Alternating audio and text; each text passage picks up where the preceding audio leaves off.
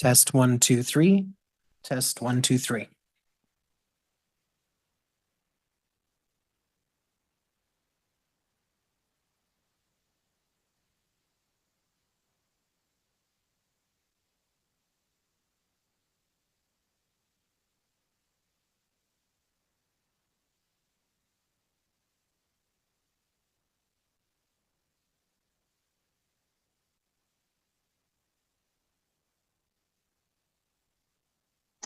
Sound test.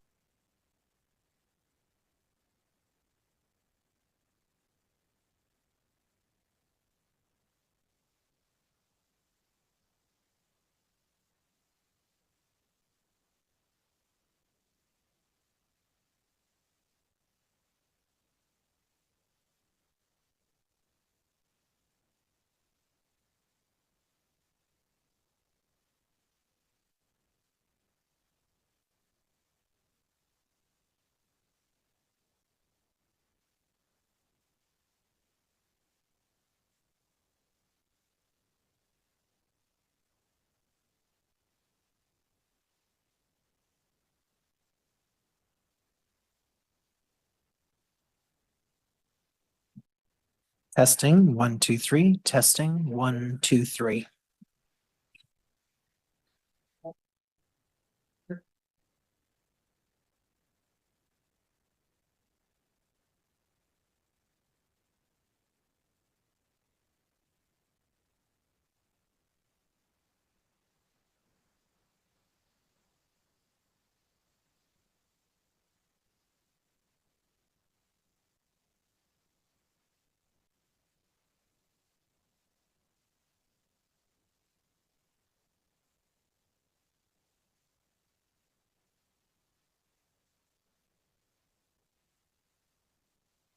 Sound test.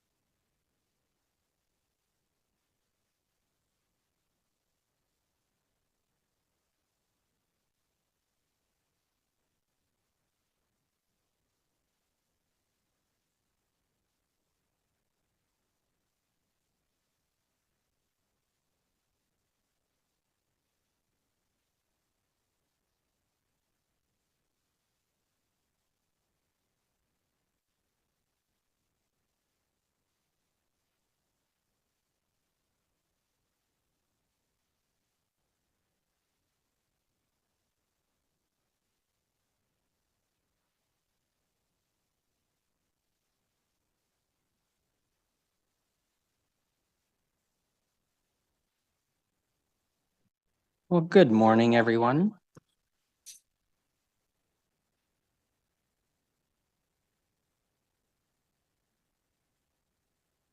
All right. Sorry, we had to mute our speakers up here. Hearing myself once is more than enough. I don't need to hear me on the feedback loop. Appreciate everyone's attendance coming in today. I know the roads weren't fantastic and we had a bit of weather last night, so it's gratifying to see so many folks show up in person and online. With that, I'll ask our coordinator, Chris, to do the roll call, please. Councillor Kitts, Here.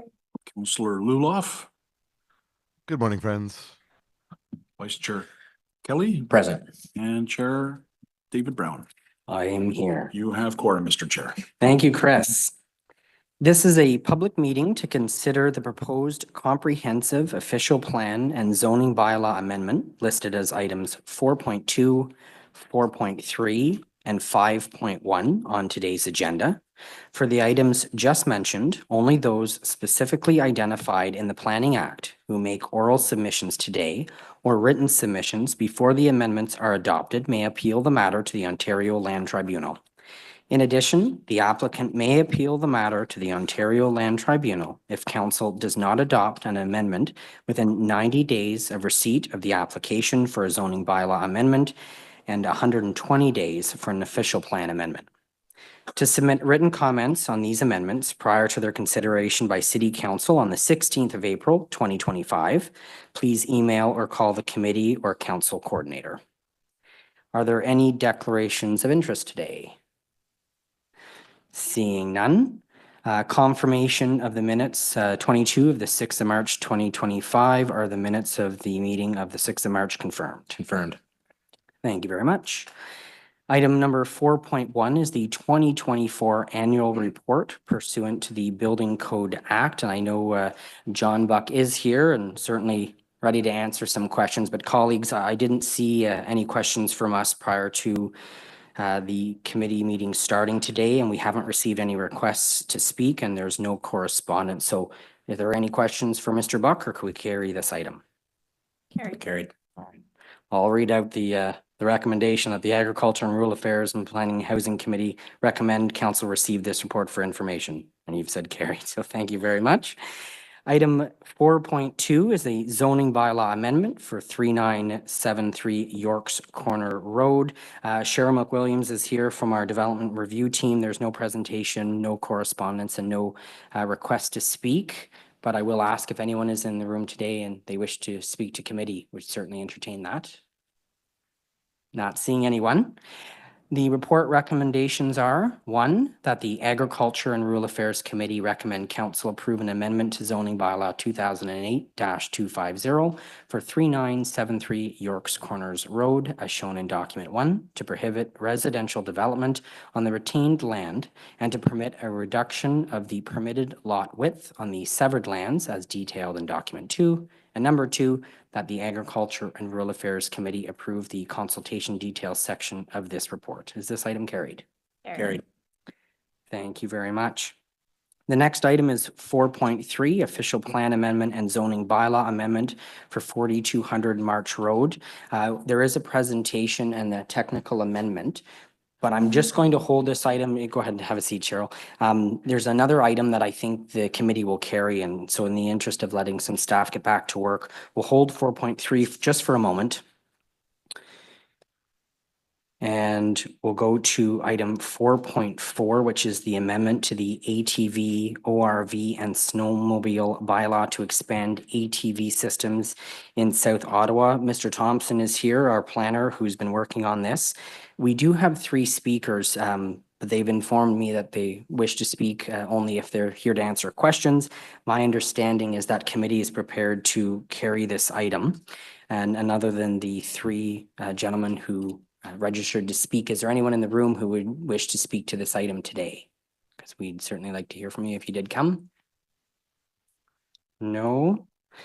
So colleagues, the report recommendation is that the Agriculture and Rural Affairs Committee recommends City Council approve the ATV trail network expansion as a pilot for a period of 2 years in Osgood Ward, Rideau Jock Ward, and West Carleton March Ward through adoption of the recommended bylaw amendment as attached as document 2 and document 3 to this report? Is this item carried? Carried. Carried. All right, thank you very much. So we will go back to the previous item. Sorry.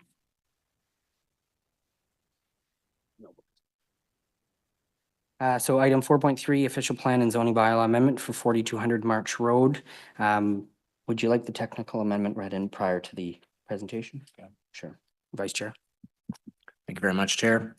Whereas at the time of publication, the ward councillor comments section in the report stated that the councillor is aware of the application related to this report, and whereas the ward councillor provided updated comments which were mistakenly omitted from this version, therefore be it resolved that the ward councillor comments section be replaced with the comments as document 1. Thank you, Chair. Thank you very much. So we'll carry that before we carry the item or vote on the item later. But Cheryl, I'll turn it over to you, please. Thank you. I have a presentation, so I'll just wait till it's queued up.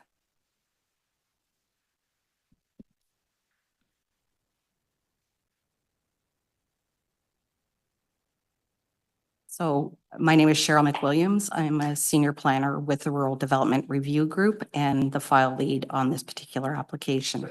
It's an application at 4200 March Road to amend the official plan and zoning bylaw for a quarry expansion and specifically the Thomas Cavanaugh West Carlton Quarry. Next slide, please. So this is an excerpt from Schedule B9 of the official plan, the Rural Transact Schedule, and it identifies the subject land with the red arrow. It shows as being designated green space currently. And the adjacent lands that are crosshatched are the bedrock resource overlay with the underlying rural countryside designation. Just to orient people a little bit, the road where Corkery is noted, that is March Road running on a diagonal northeast, southwest. The other black lined road abutting the existing quarry is Upper Dwyer Hill Road. Between concession and 11 and 12 on the sort of north side of March Road, that is Burnt Lands Road. Next slide, please. So this is also an excerpt from official plan schedule 11A, the Natural Heritage System schedule, and it identifies again the land at 4200 March Road, which shows as a bit of a corner fronting on March Road in the existing quarry. It identifies it as being part of the Natural Heritage System core area, as well as being within the natural environment area, which is outlined in sort of that orangish red shade. The conservation area identified is part of the burnt lands. The natural environment area outline is also part of the burnt lands Alvar, which is an area of natural and scientific interest as identified by the province. Abutting some of the natural environment area to the south and east is part of a provincially significant wetland known as Mannion Corners or Long Swamp. Also showing a little hard to see, but it's a bit of a green shade underlying the core area on the subject land is the Natural Heritage Features Overlay, which identifies other heritage features, natural heritage features. Next slide, please.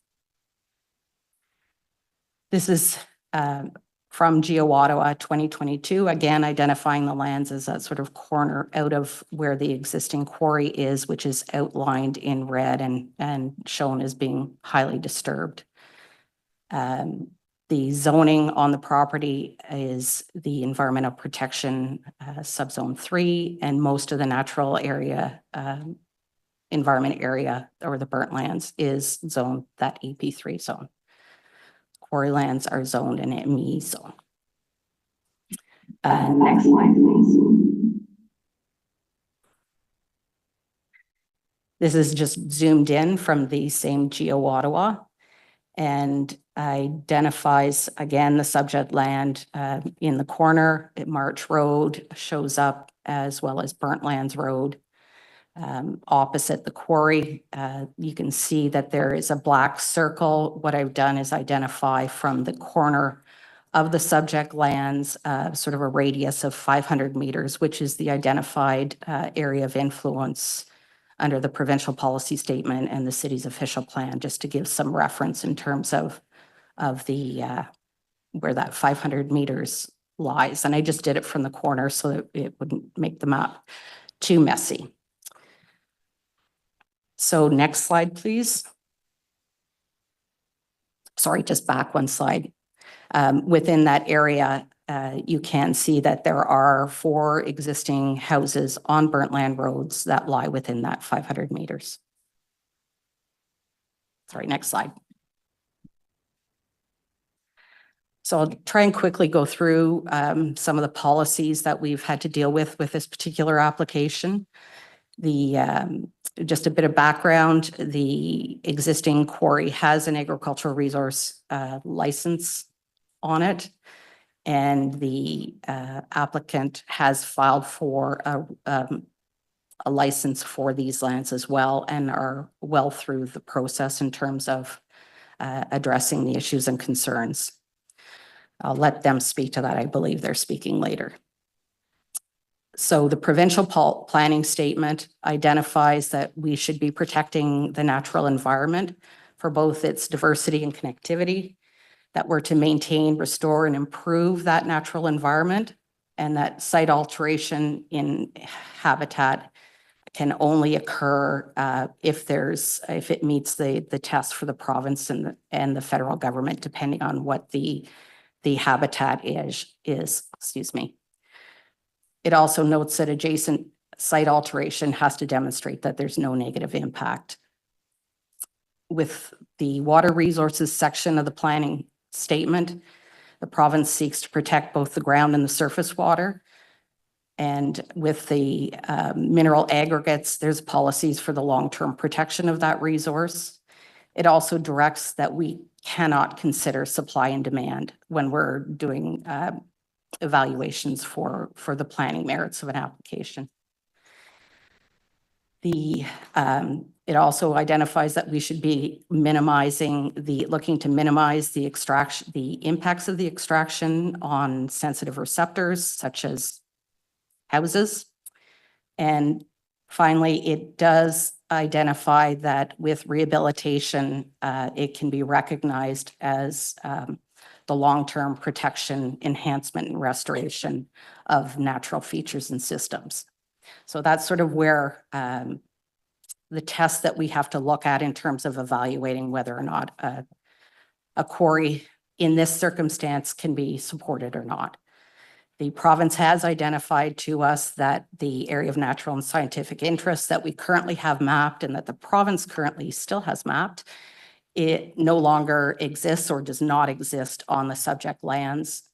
It has been identified that there is significant woodlands as well as the western chorus frog, and those are the significant features that still exist on the property. And the province has recognized that with the rehabilitation of the quarry long-term, that those features can be reestablished on site. So that sort of leaves us in a position of the natural features. Some of them no longer exist or don't exist, and some of them can be reinstated. Next slide, please. So quickly going through the list of issues that we're dealing with. Just quickly note that our official plan also reflects a lot of the policies and requirements that the provincial planning statement has. So as I've identified, we have the issues with respect to the natural environment. It's an area of natural and scientific interest. It's known as the Burnt Lands Alvar. There's some significant woodlands and the habitat for the frog. Excuse me, speaking of frogs. The bedrock, I'll skip down to the water resources. So it has been identified or is identified that there is a small portion of 4200 March Road that lies within the Mississippi Mills source water protection area for the municipal wells in Almont. It's a vulnerability score of 2, and quarries don't represent a significant threat at that level of vulnerability. And our risk management official who deals with source water protection has processed the notifications needed under the Source Protection Act. With respect to the surface water will continue draining to the east through the settling ponds and into the long swamp. The private wells, they have indicated that the submissions from the applicant have indicated that they will not be impacting private wells, both in terms of drawdown for the taking of water for the quarry, as well as with respect to some of the other aspects of the quarry operation. The private wells will be or are required to be through the licensing. It's our understanding anyway, that there will be monitoring proposed as part of the Aggregate Resources Act licensing. Likewise, with the surface water, there will be monitoring required for that. With respect to the traffic entrances, the routes and the volumes, they are not proposed to increase. They're not increasing the tonnage that's supposed to be coming off the site, and they will continue to use both their March road access and their Upper Dwyer Hill road access. I understand that there's issues with some of the background volume on those roads, but it's not a matter we can really address through this process. That's something else we would need to look at as a municipality. With respect to noise and vibrations, the applicant has filed studies with respect to the operating, the blasting, the dust, the noise.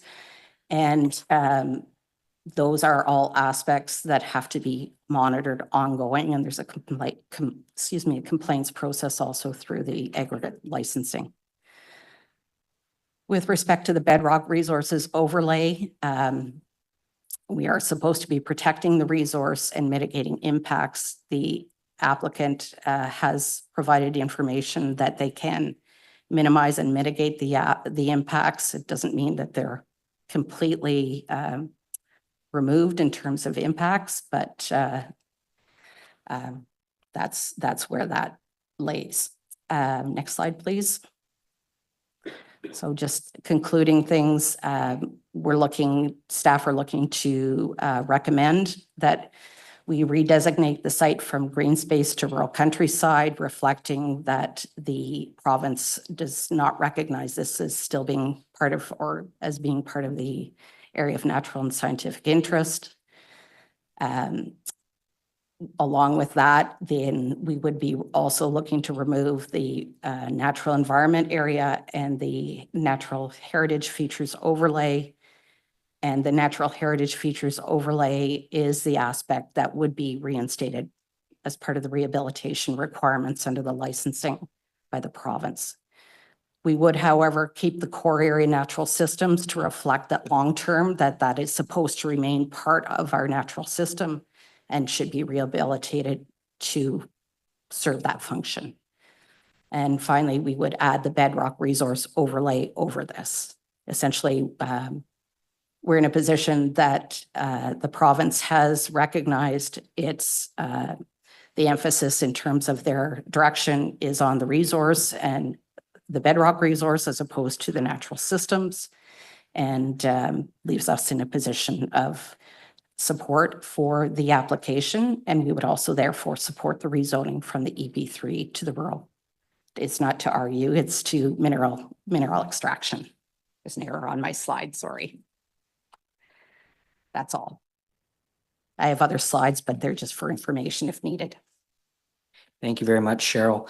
Now, we do have 10 speakers on the item today. So what I'm going to do is I'm going to let everyone know who's first and then who's coming up next, just to make sure we maintain a bit of a flow and respect everybody's time.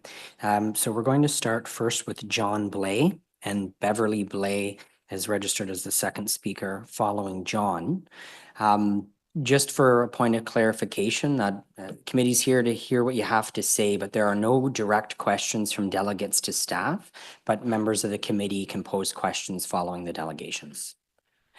Have a seat, sir, yes. I was gonna say Cheryl can be your IT woman for a moment there.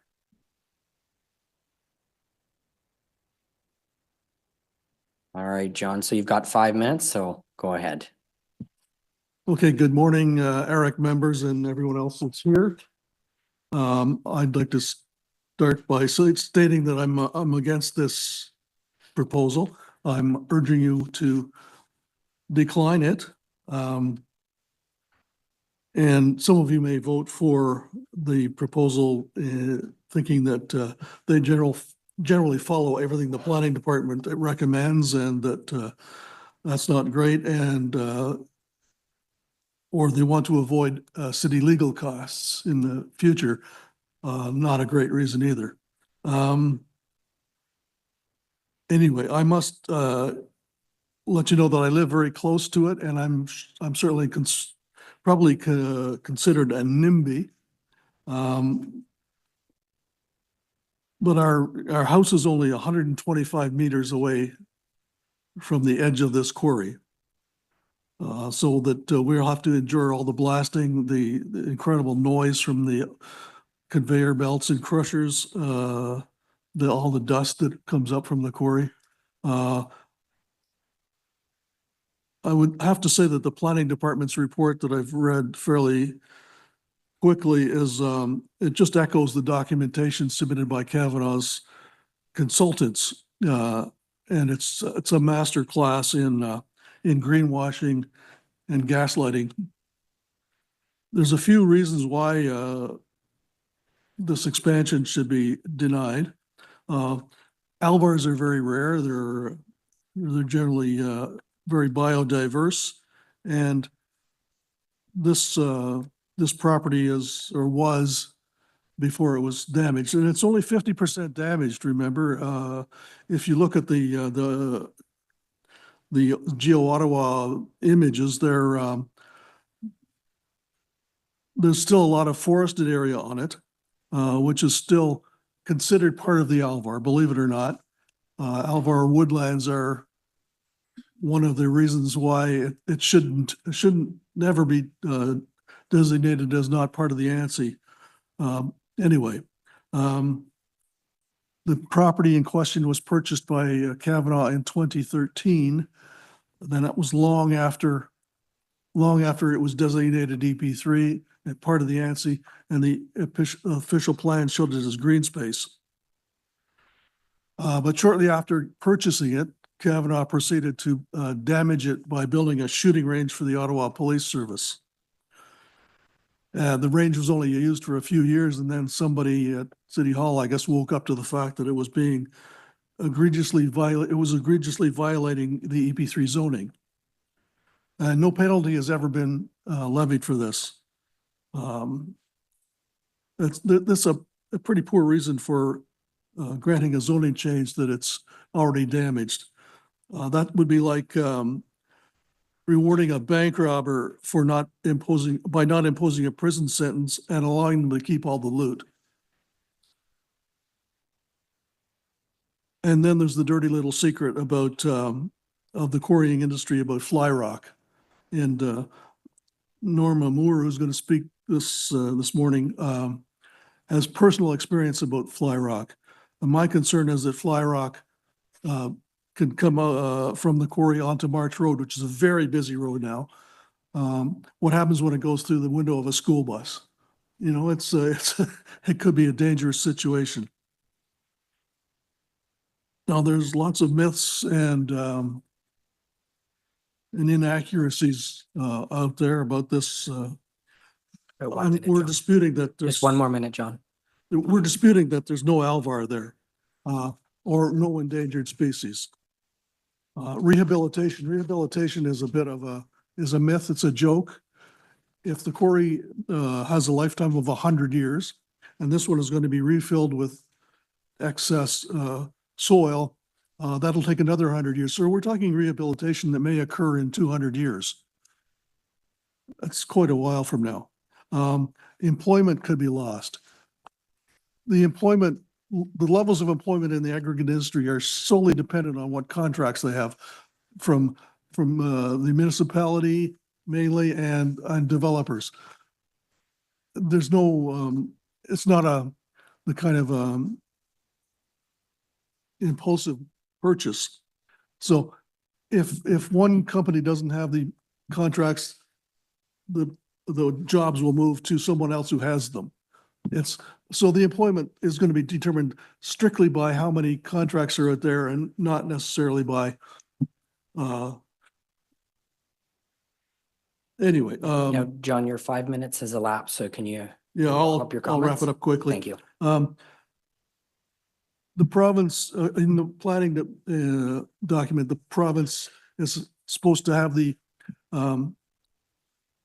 supposed to look after the Aggregate Resources Act and make sure that it's adhered to. Well, there's a report from the Auditor General of Ontario in December of 2023 that disputed that. It said this is the MNRF is very underfunded. They don't have nearly enough inspectors or experienced inspectors.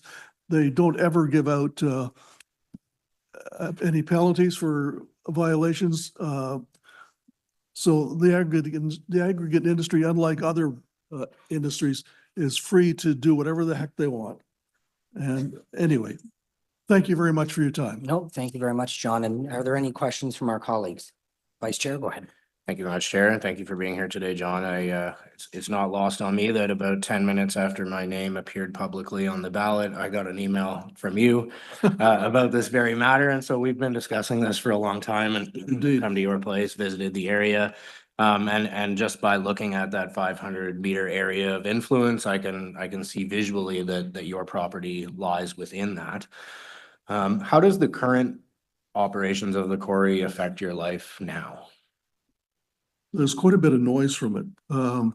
They have a series of conveyor belts that all kind of rumble, and there's, occasionally they'll have the crusher you can hear as well. So that's the impact. The trucking isn't so much of an issue.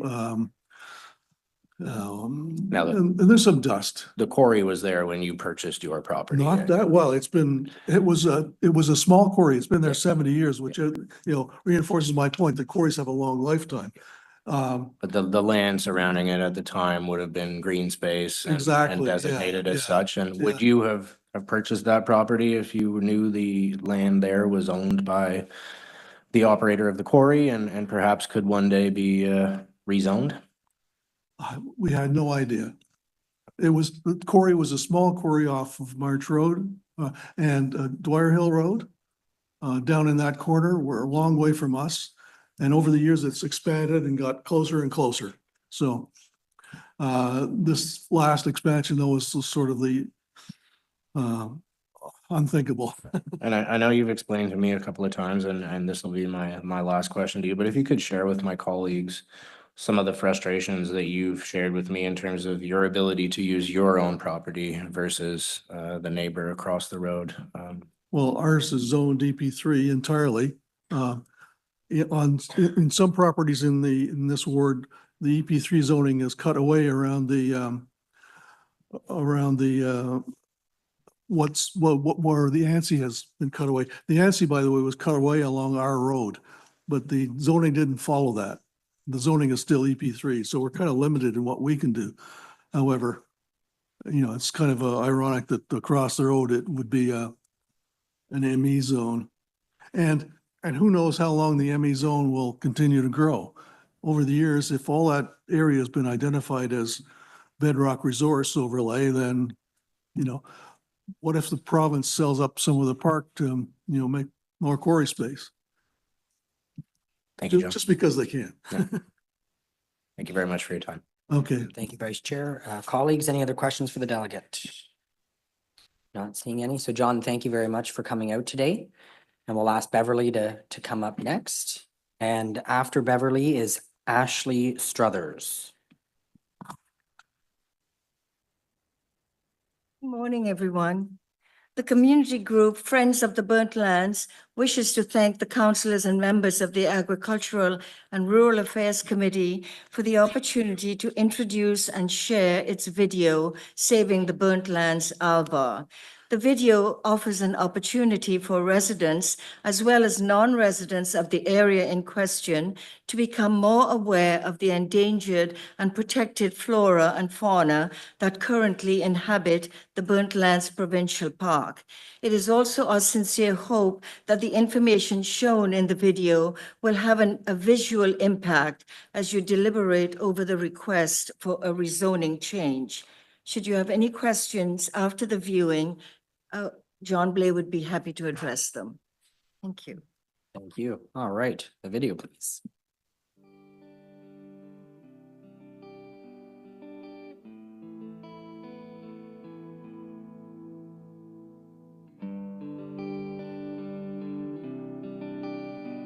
Welcome to the Burnt Lands Alvar.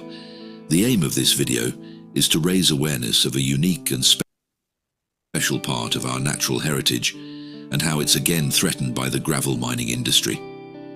The Burnt Lands, long regarded as unproductive scrubland, is now recognized for its superb biodiversity. Alvar is a Swedish word meaning a rare biological environment based on a limestone plain and covered with a mix of sparse grassland vegetation, forest and sometimes bare rock. Globally, alvars are found only in a few remote places in Europe and the Great Lakes region of North America. Almost 75% of these alvars are located in Ontario. Where is the Burnt Lands Alvar? It lies at the western extremity of Ottawa, our national capital. Roughly half of it lies in the neighboring municipality of Mississippi Mills. In 1983, the Ontario government designated the Burnt Lands Alvar as an area of natural and scientific interest of the life science type, often referred to as an ANSI. In the early 2000s, the province of Ontario combined 137 hectares leased from the Nature Conservancy of Canada with 386 hectares of Crown land to create the Burnt Lands Provincial Park. But over the years, the alvar has also been slowly diminished, one piece at a time by commercial and residential development, parts rezoned for agricultural use, and 2 large quarries. The human species depends on biodiversity and a livable climate for its ultimate survival. The Burnt Lands Alvar supports 82 breeding bird species, 48 butterfly species, 98 species of owlet moths, and 57 different species of ground beetles, globally rare invertebrates, and countless varieties of vascular plants, mosses, and lichens. The other major challenge to human survival is capping the ever-increasing CO2 content of Earth's atmosphere. The alvar's forested areas now contribute a much-needed carbon sink. Industries which exploit natural resources like petroleum, forestry, mining, and fisheries require strict government controls. The aggregate industry is no exception. Yet, as this industry argues for fewer controls, just the opposite is required. Currently, a local construction company which owns many other pits and quarries wants to expand its March Road quarry into yet another 18 hectares of the Burnt Lands Alvar. Also of concern are approximately 57 hectares of the Alvar, also owned by the same company. They claim that the high-quality aggregate needed to make concrete and asphalt is in short supply, and that this new expansion can supply it. This is not entirely true on both counts. But the company has applied to the City of Ottawa to change the zoning of the property from EP3, one that specifies the highest level of environmental protection, to ME, zoning that permits a quarry for mineral extraction. These applications were accompanied by copious documentation generated by high-priced consultants, all of it to show that there'd be no harm to the environment. This is simply greenwashing at its best. Estimates show the allowable maximum annual tonnage from all currently licensed pits and quarries in Ontario exceeds the actual demand by a factor of 13 times. Over the next 10 years, the Ontario government promises to facilitate the construction of 1.5 million new homes. Yet it's highly probable that currently licensed pits and quarries already contain an adequate 10-year supply. An up-to-date, independent study of the quantity and quality of aggregate resources in Ontario and an accurate forecast of the demand over the next 10 years is required.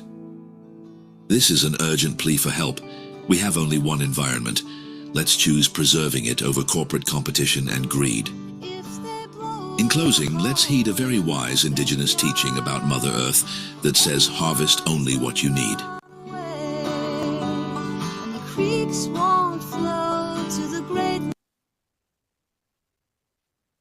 Thank you very much. And we were just commenting up here. Very well done. Very well put together video. Are there any questions for either John or Beverly from our colleagues? Not seeing any. Well, thank you very much. Ashley, you're up next. Great. And following Ashley will be Norma Moore. So Ashley, you've got 5 minutes. You can just hit the green button or the microphone there. And thank you. Okay, well, thank you, and good day, councillors and members of the Agricultural and Rural Affairs Committee. And thank you for the opportunity to speak before you today.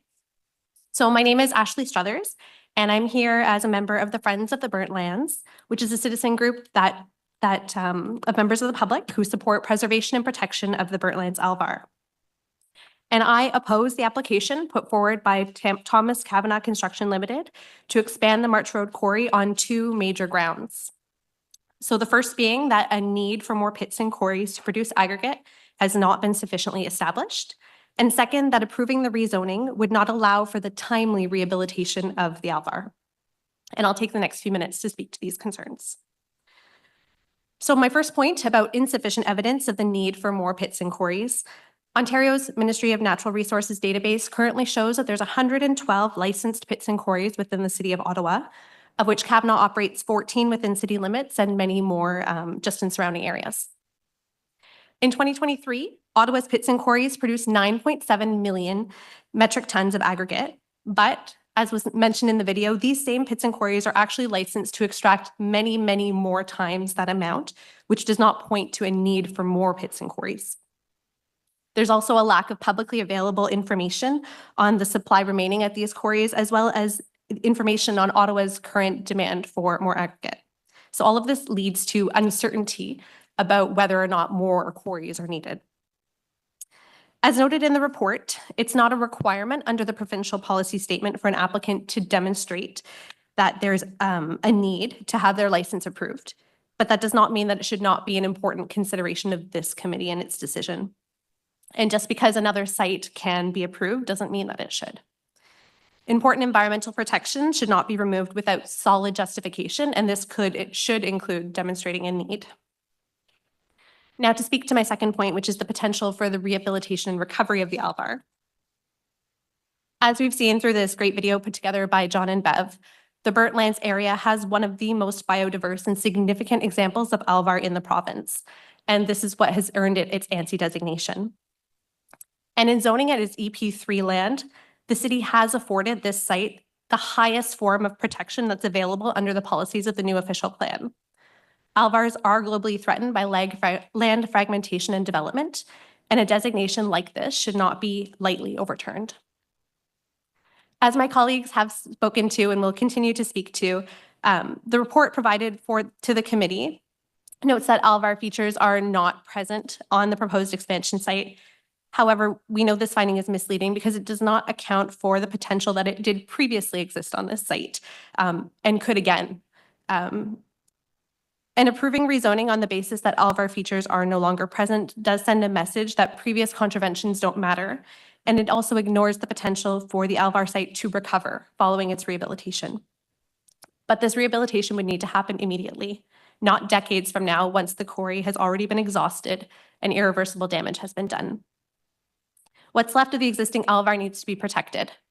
Each rezoning approval carves up the Alvar into a patchwork. As we saw in the video, so many parts of the land have already been rezoned for other purposes. The ecosystem viability and the biodiversity is put at risk when this habitat becomes fragmented. It can't perform the functions that it's meant to perform. And even the most hardy species can't survive this. The cumulative impacts of such rezoning is like death by 1,000 cuts.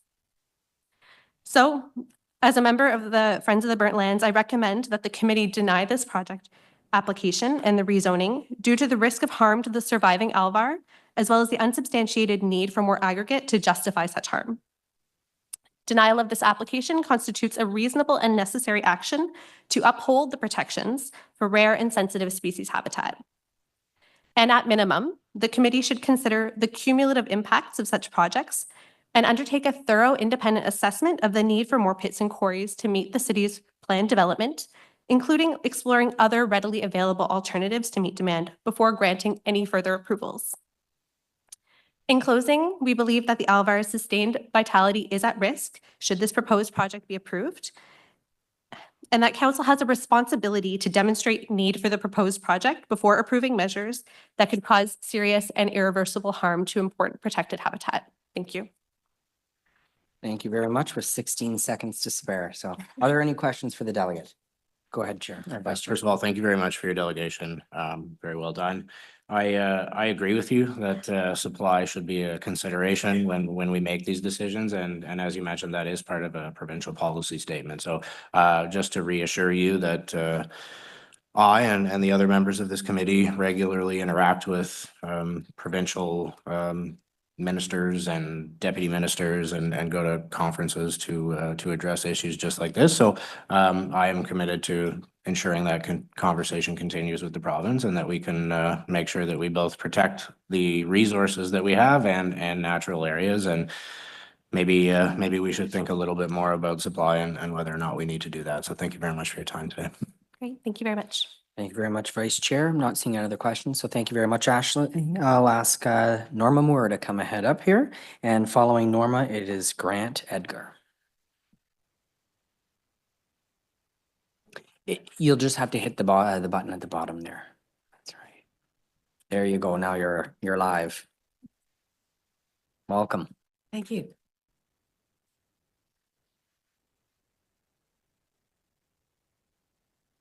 I wonder how many of you this morning have never heard of fly rock. Fly rock is, in fact, rock that is ejected from the blast site in a controlled explosion in a quarry operation.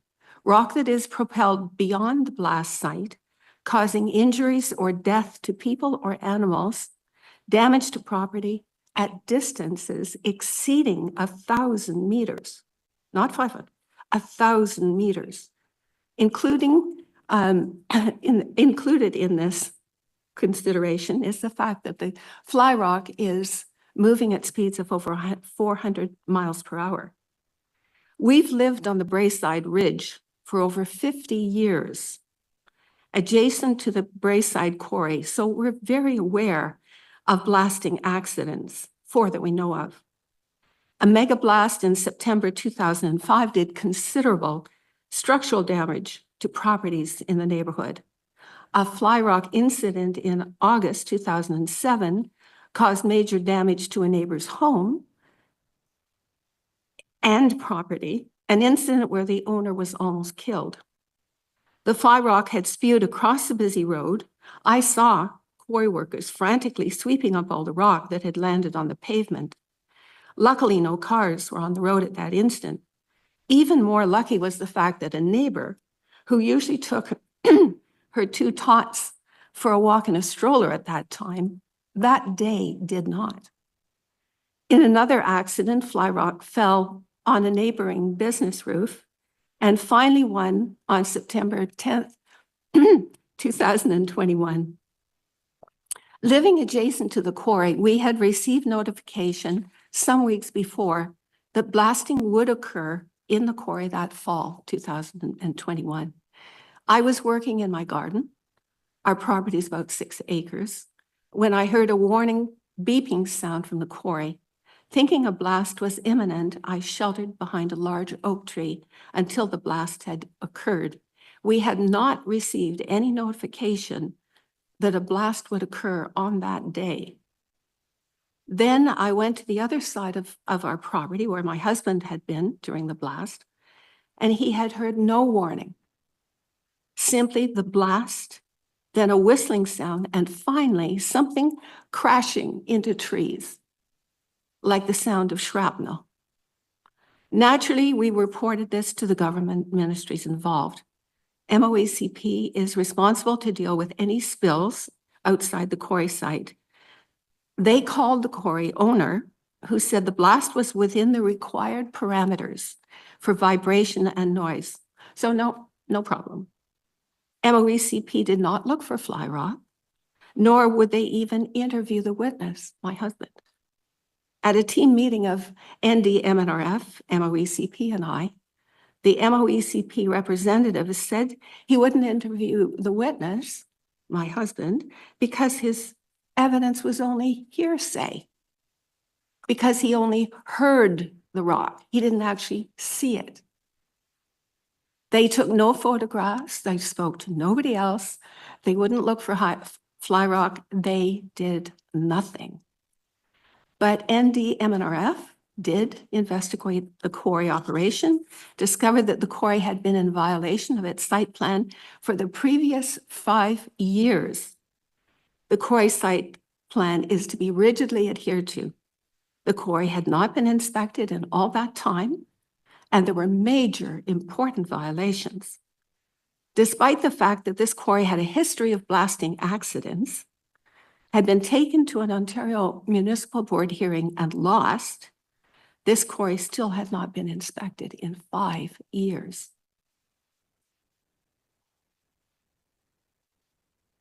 Apart from blasting accidents, we've suffered the negative effects of a portable asphalt plant in the quarry for 3 years. Poisonous fumes, incredible noise, and black dust prevented us from enjoying our outside property amenities, invading even our houses. Neighbors took the case to small claims court, where even though we won, the costs to us were high. There's continual fear that there will be a petrochemical spill in the quarry, contaminating, destroying the groundwater for the whole Braeside Ridge. Aggregate, well, that point has already been made. Norma, your No. time has elapsed. If I can just get you to wrap up, I will. please. Thank you. Quarries reduce neighboring property values at a considerable distance. Homes closest are often not saleable. The environment is exposed to noise, fugitive dust, toxic fumes, vibrations, and fly rock as long as the quarry remains operational. There is one example. Somebody has asked me, has anyone been killed? And I mentioned that our neighbor was almost killed. In Coboconk, Ontario, a man sitting in his living room was killed by a quarry rock, fly rock, coming through the window, the roof. So no one's saying we don't need an aggregate, but what we do say is we need absolute, adequate supervision and setbacks large enough to protect human and animal life, property, groundwater, and air quality. Think very, very carefully about the dangers, and these are mortal dangers of this expansion before making a decision. Thank you. Thank you very much, Norma. Don't run away yet, Norma. You might have a question here. Just a quick comma or a comment. I merged that word with your name. Thank you, Norma. Thank you for raising what you've raised. I do, it reminded me of an incident in my ward about a year ago or last fall, where some blasting occurred in conditions that I don't believe were ideal for blasting, and the result was complaints from across the ward, like homes kilometers and kilometers away from the quarry, calling my office to figure out what was going on. And so I'm happy you raised that, and I will be raising that with both city staff and the applicant later today. So thank you so much for your time and for the reminder. I really think that it is important to realize that in these accidents, one, it was explainable, but the others were, no, it was an experienced blaster. He did everything by the book. Everything was right. The important thing to remember is these accidents, if you want to call it that, will still happen. There is no guarantee, and it has nothing to do with vibration and noise parameters that have been set. The accidents will always occur. And the only thing that is going to protect people and the environment is distance. Thank you very much. Grant, you can come ahead down now, please. And following Grant is Ted Hendricks. All right, Grant, looks like your microphone's live, so 5 minutes, it's all you. All right, thanks very much. Appreciate the opportunity to speak.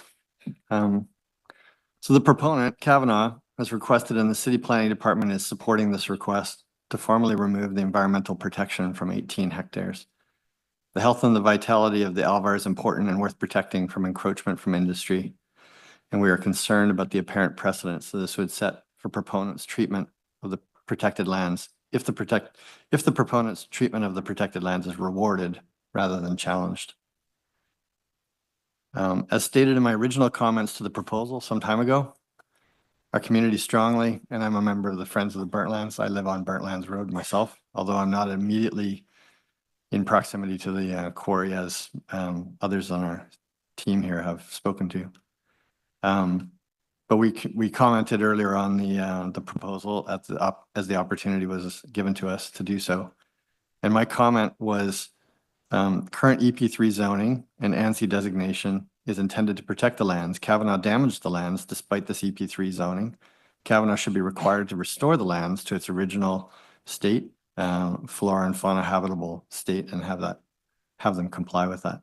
The response that we received was not really to my satisfaction. It said Kavanaugh is not proposing to remove the Burnt Lands Alvar ANSI designation from the extension lands, but rather is recognizing rehabilitation as a means of demonstrating no negative impacts to the form and function of the ANSI as contemplated in the provincial policy statement and the city official plan.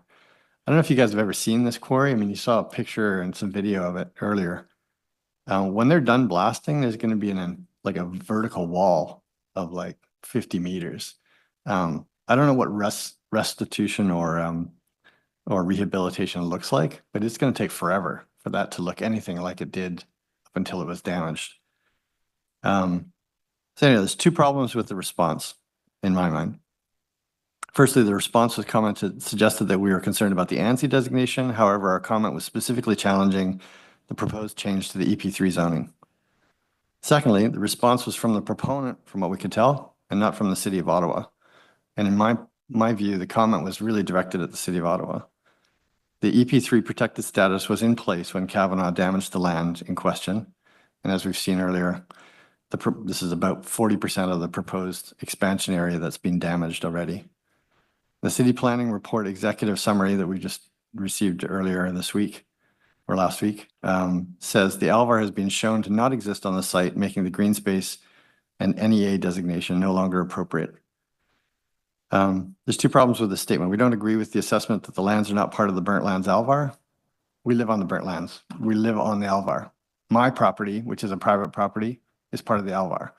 The quarry is part of the Alvar. It's not like you draw a line in the sand because of a planning designation, and that's not the Alvar. It's all part of the same forested area and not forested area. The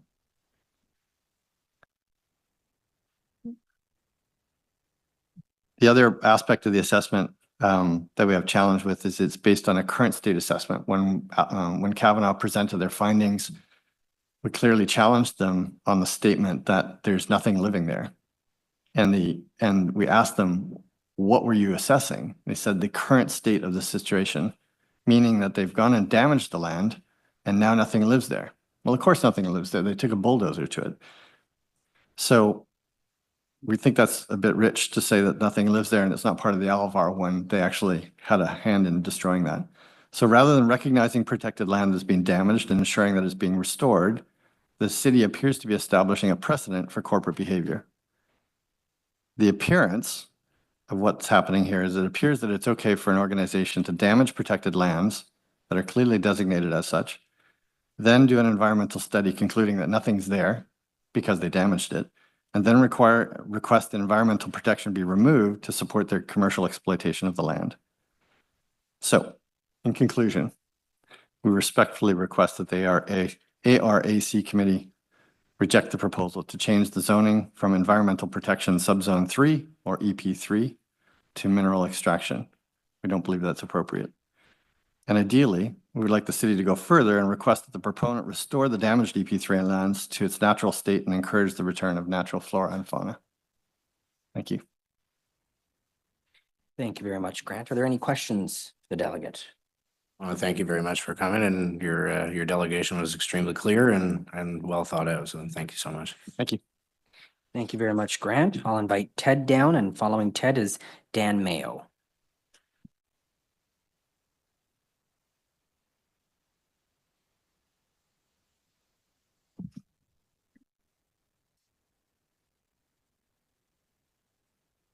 All you, sir, and your microphone's live.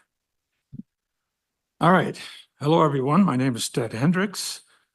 I retired from General Dynamics as a manufacturing engineer. And Kavanaugh, over the years, has been a good neighbor. They dug up my basement, put gravel in my driveway. My wife and I live on Burntlands Road for over 40 years. Now, during those 40 years, we have lived with Kavanaugh's blasting, which has cracked our septic tank, our foundation. And I've also survived World War III with the police gunfire on the property. Now, as the quarry moves closer to the houses on Burntlands Road, things will only get worse. Now, water is an essential for life. 60% of our body is water, which is used by all organs to function efficiently. We have to rely on groundwater for our existence. We use it for drinking, washing, etc. Now, over 9 million people in Canada rely on groundwater. And 28.5% of these people live in Ontario. Experts have said that the draw on groundwater from this quarry expansion will be insignificant. If this new quarry goes below the water table, the water draw will be very significant. We draw our groundwater from a bedrock carbonate aquifer, namely limestone, which used to be an ancient sea, this whole area. Groundwater is a major link in the hydrological cycle. Groundwater circulates as part of a hydrological cycle. As precipitation, and other surface water sources recharge the groundwater, it drains steadily and sometimes very slowly towards its discharge point. When it appears above ground, this water runs off into lakes and rivers. The hydrologic cycle is a series of transformations that occur in the circulation of water from the atmosphere on the surface and in the subsurface regions, and then back from the surface to the atmosphere. Precipitation becomes surface water and soil moisture and groundwater. Groundwater circulates back to the surface. From the surface of all water returns to atmospheric evaporation and transpiration, not transportation. Anyway, an asphalt plant is allowed to operate on this quarry. This could present a whole new problem for groundwater. A type of contaminant that is especially troublesome is a group of chemicals known as DNAPLs, which are dense, non-aqueous phase liquids. These chemicals are used in asphalt operations, notably TCE, which is trichoethylene. This chemical enters the groundwater through spills, and groundwater can dissolve some of the compounds in this volatile substance. Cleanup of these volatile substances is almost impossible when it enters the groundwater. In conclusion, the quality and quantity of our groundwater for ourselves and future generations should be protected. Governments have the responsibility to protect its citizens from harm and exploitation. My children, grandchildren deserve and expect that we preserve and protect our natural resources. Now, a lot of this information was gathered from the Environment and Natural Resources of Canada. That's something I made up. Thank you very much. Thank you very much, Ted. Well done. I'm not seeing any questions on the screen, but One comment, I have to on this one. So thank you, Mr. Hendricks, for your delegation. I learned quite a bit. I will have to say that I haven't learned as much from you as I have from your wife, who I know is Mrs. Hendricks, who is my grade 1 and 2 teacher, and I appreciate you, you being here today and bringing her with you. Thank you. Thank you, Mr. and Mrs. Hendricks. I'll ask Dan Mayo to come ahead down, and following Dan will be Ken McCrae.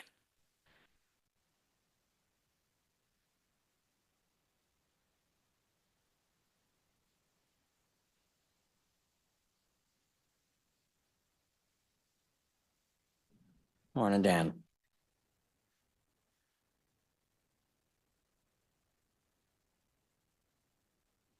Morning. Dan, if you just turn your microphone on there, at the bottom, there's a button. There you go, sir. There we go. Good morning. First of all, I should say I have no pecuniary interest to declare in this matter. And I'm not even a NIMBY neighbor. I live quite a few miles away, but I am a proud citizen of West Carleton Township, as it then was. So I wish to draw the committee's attention to two serious defects or omissions in the city planning report. And first, the report makes no mention of Kavanaugh's lengthy and serious record of convictions and non-compliance under various environmental statutes. I won't list them all. It would eat up more than my 5 minutes. I do have a list I can hand in. The problem here is that this omission from the planning report does not follow the legal precedents in this area.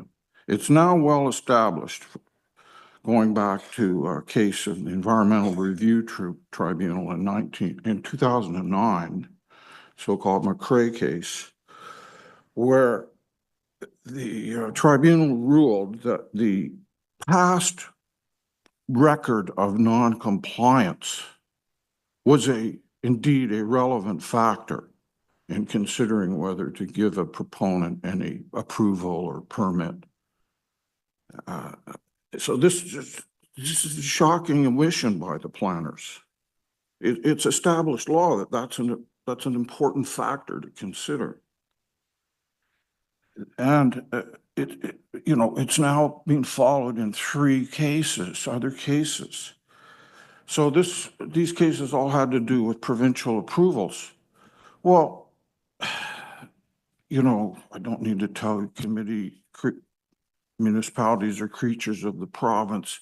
If it applies to provincial tribunals, provincial permits, provincial approvals, a fortiori, all the more it applies to municipal approvals.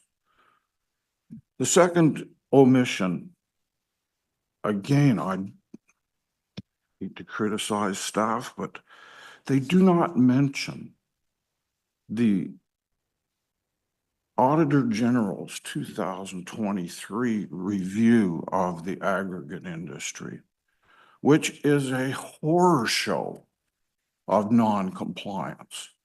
Now, why is this relevant? Because the planners cheerfully state in their report, oh, well, if there's a problem with dealing with the neighbors' negative effects, the provincial conditions on their aggregate resource license, that'll take care of it. The Auditor General's report, there's no enforcement. And similarly with rehabilitation, there's no enforcement of these rehabilitation plans, according to the Auditor General. Plus, there isn't a person in this room that will be alive when this site gets rehabilitated, if ever. So, the question I have, what are the chances of a rogue operator in an unsupervised industry complying with any rules? The key quote from the 2009 decision of the tribunal said, What is the likelihood that the proponent is likely to commit further violations in the future? I noticed just last month there was another Kavanaugh conviction. 6 natural gas lines were punctured by them. I'm sure the committee would be aware of that. So, you know, that's really what I've got to say. You have, you know, if the province isn't going to take care of the problem, you're our last line of defense, or perhaps our first line of defense here. You to put the scrutiny to these proponents, particularly this particular proponent. And don't roll. Please don't roll. Like, I know you're worried that they'll appeal. Fine, let them appeal, but you at least put up some resistance at this level. You know, make them work for it. Thank you. Thank you very much, Dan. We're not seeing any questions from my colleagues, so thank you very much for your delegation. And I'll ask Ken McRae to come ahead down, and then Chuck Commando will follow Ken.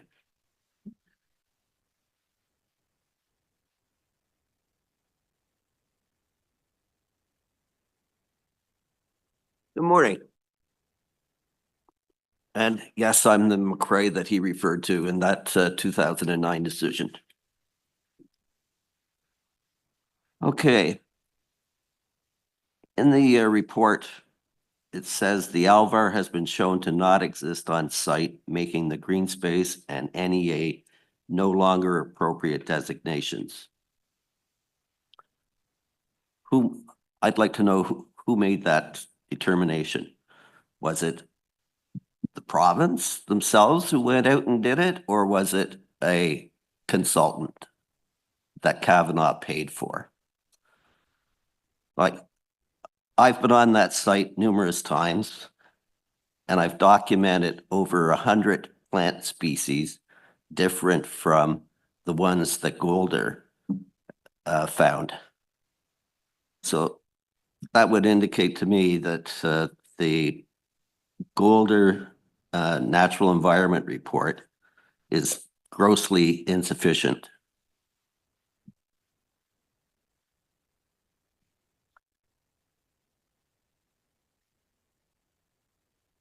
I found as well, in those plant species that I found on the site, several healthy black ash, which is designated in the Ontario Endangered Species Act as an endangered species.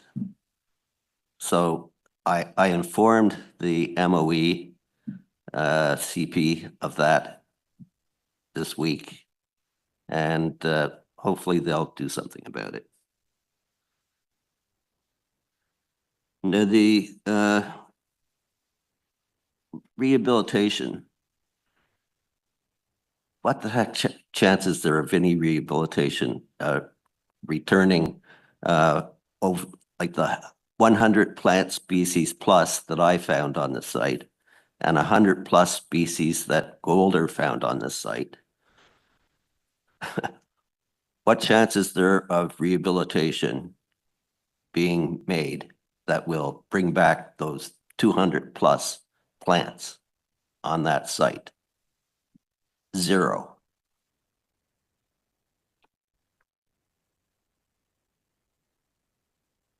Now, in the report, it says the OMNR have removed all objection to the ARA license, including the concerns with the ANSI.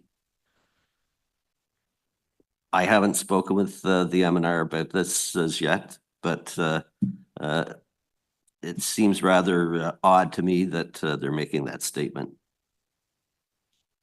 Kavanaugh bought the property on June 13th, 2013 for $450,000. The Google Earth satellite photo that I sent to you, dated August 23rd, 2012, shows no site alteration. The GeoOttawa 2014 aerial photo that I sent to you shows very significant site alteration on the property, including clear cutting of vegetation, road building, excavation of drainage ditches, and removal of earth materials. Like,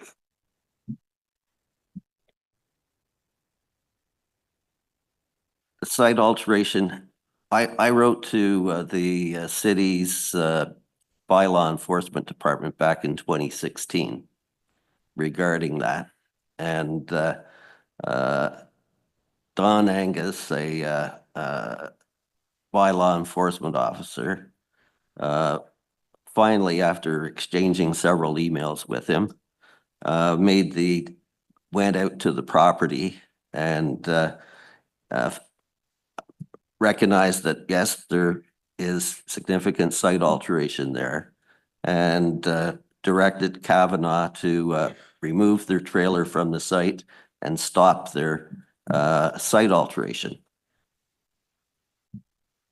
But didn't do anything to cause them to rehabilitate the property. He said that there was the Provincial Offences Act didn't allow them to require that of Kavanaugh. Whether or not that's true, I don't know. Also,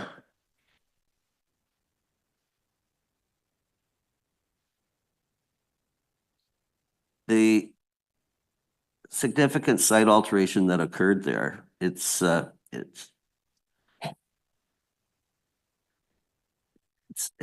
like it would take years to rehabilitate it. Now, Mr. McCray, your time has elapsed, so I'll give you a few seconds to wrap up. Yeah. There was also in a pond, like there is a wetland on the property, and it's there wasn't a pond there before, but there is now, and that's where Kavanaugh scraped away all the surface earth materials. And I found in there a newt as well as a salamander. So that's just a couple of other species. And anyway, I'll end it there. So I'm opposed to this. No, thank you very much. Any questions? Yeah. No questions, just a quick comment. It's nice to meet you in person. I think we've had several conversations by phone. I'm not sure if we ever have met in person. If we have, I apologize. And it's nice to see you again. Yeah. Your email yesterday certainly generated some questions that I will have for the applicant and for city staff. And I printed off your email chain going all the way back to 2016. So this is obviously something you've been spending a lot of time looking at for many years. So thank you for being here, and I will make sure to answer or ask some of your questions later on. 35 plus years. Thank you. Thank you very much, Ken. I'll ask Chuck to come down, and then Neil DeRuiter and Pierre Dufresne from Thomas Kavanaugh Construction are following Chuck's delegation. And I'm going to ask the vice chair to helm for a moment. Mr. Commanda, I'm being told you're online, so. Yeah. And I can see on my screen, so go ahead, sir. Okay. Good morning, everyone. I apologize for not being able to make it in person, but they don't maintain the roads very well here in my little town in Quebec. And so I'll just start off by introducing myself. My name is Chuck Commanda. I'm an Algonquin from Kitigan-Zibi and Anishinaabe, Quebec, which is about an hour and a half north of Ottawa. I reside now in I guess would be considered the National Capital Region. And I'm the grandson of world-renowned elder William Commanda. And my grandfather back in 2008 was the recipient, or he was appointed officer of the Order of Canada. And I'm here to give my Indigenous perspective of what's going on March Road. Okay, so like my grandfather, I'm here to speak for Mother Earth because she cannot speak for herself. It's also to help remind everyone, including ourselves, that in the medicine wheel, in the sacred medicine wheel, We are stewards of the land. We have been stewards of the land since time immemorial. And by taking care of the lands, we also take care of the waters. Now, under natural law, we have to remember one of the main parts of natural law was that we only harvest what we need. Always reminding ourselves, keeping in mind for the next 7 generations to come, and ensuring they're always taken care of.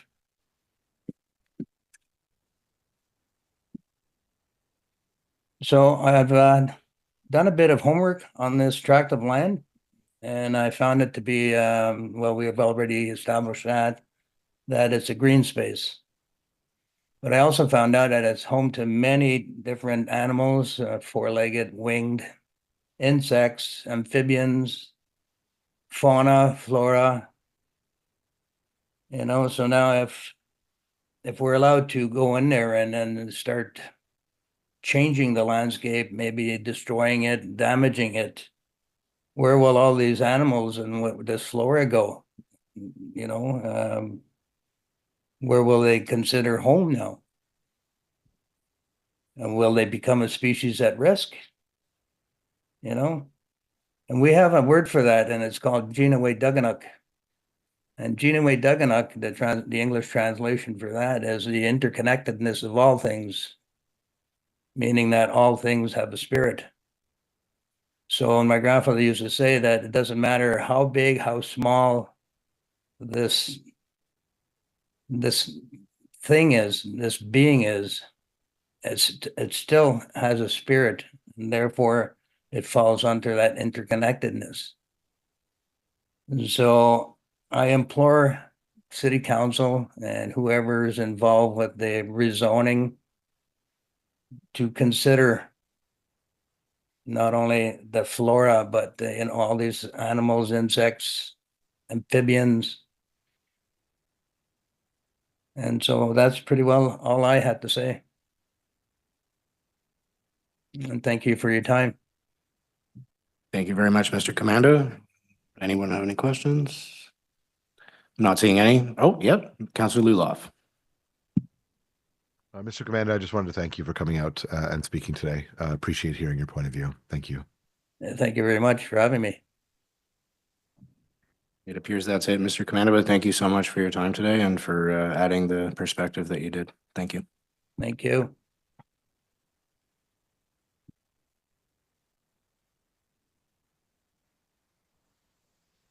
All right, thank you very much, and thank you, Vice Chair. So I've got Neil and Pierre coming down here.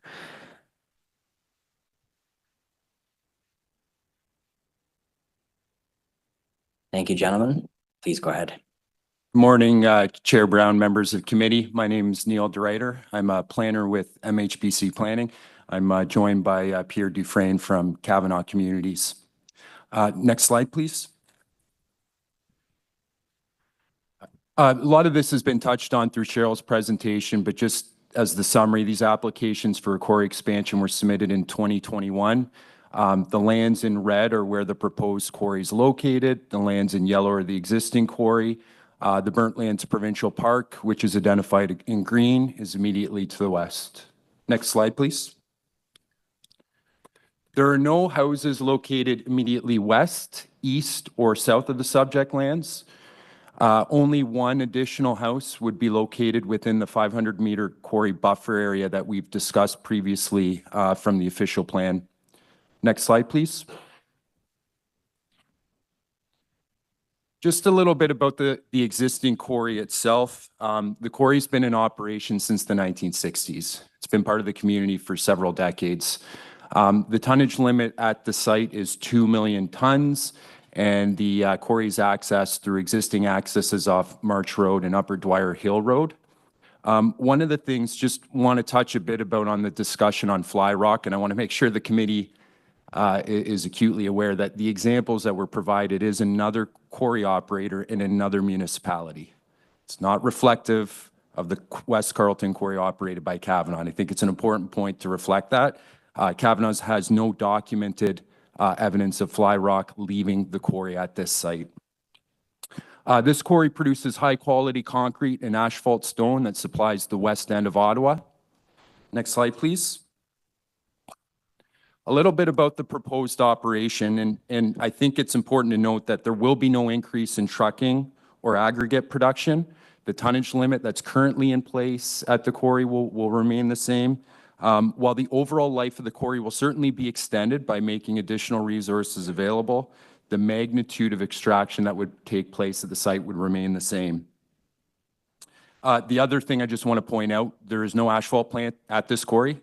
There's no asphalt plant proposed at the quarry expansion. So just want to make sure very clear, the mention previously about asphalt plant, that is not part of the proposal and it's not located at the quarry. Next slide, please. A little bit about rehabilitation. The site is located within the city's natural heritage system. There are significant natural features located on the property, both woodlands as well as wetlands containing frog breeding habitat. The quarry has to be progressively rehabilitated in order to protect the natural heritage system and its features and functions.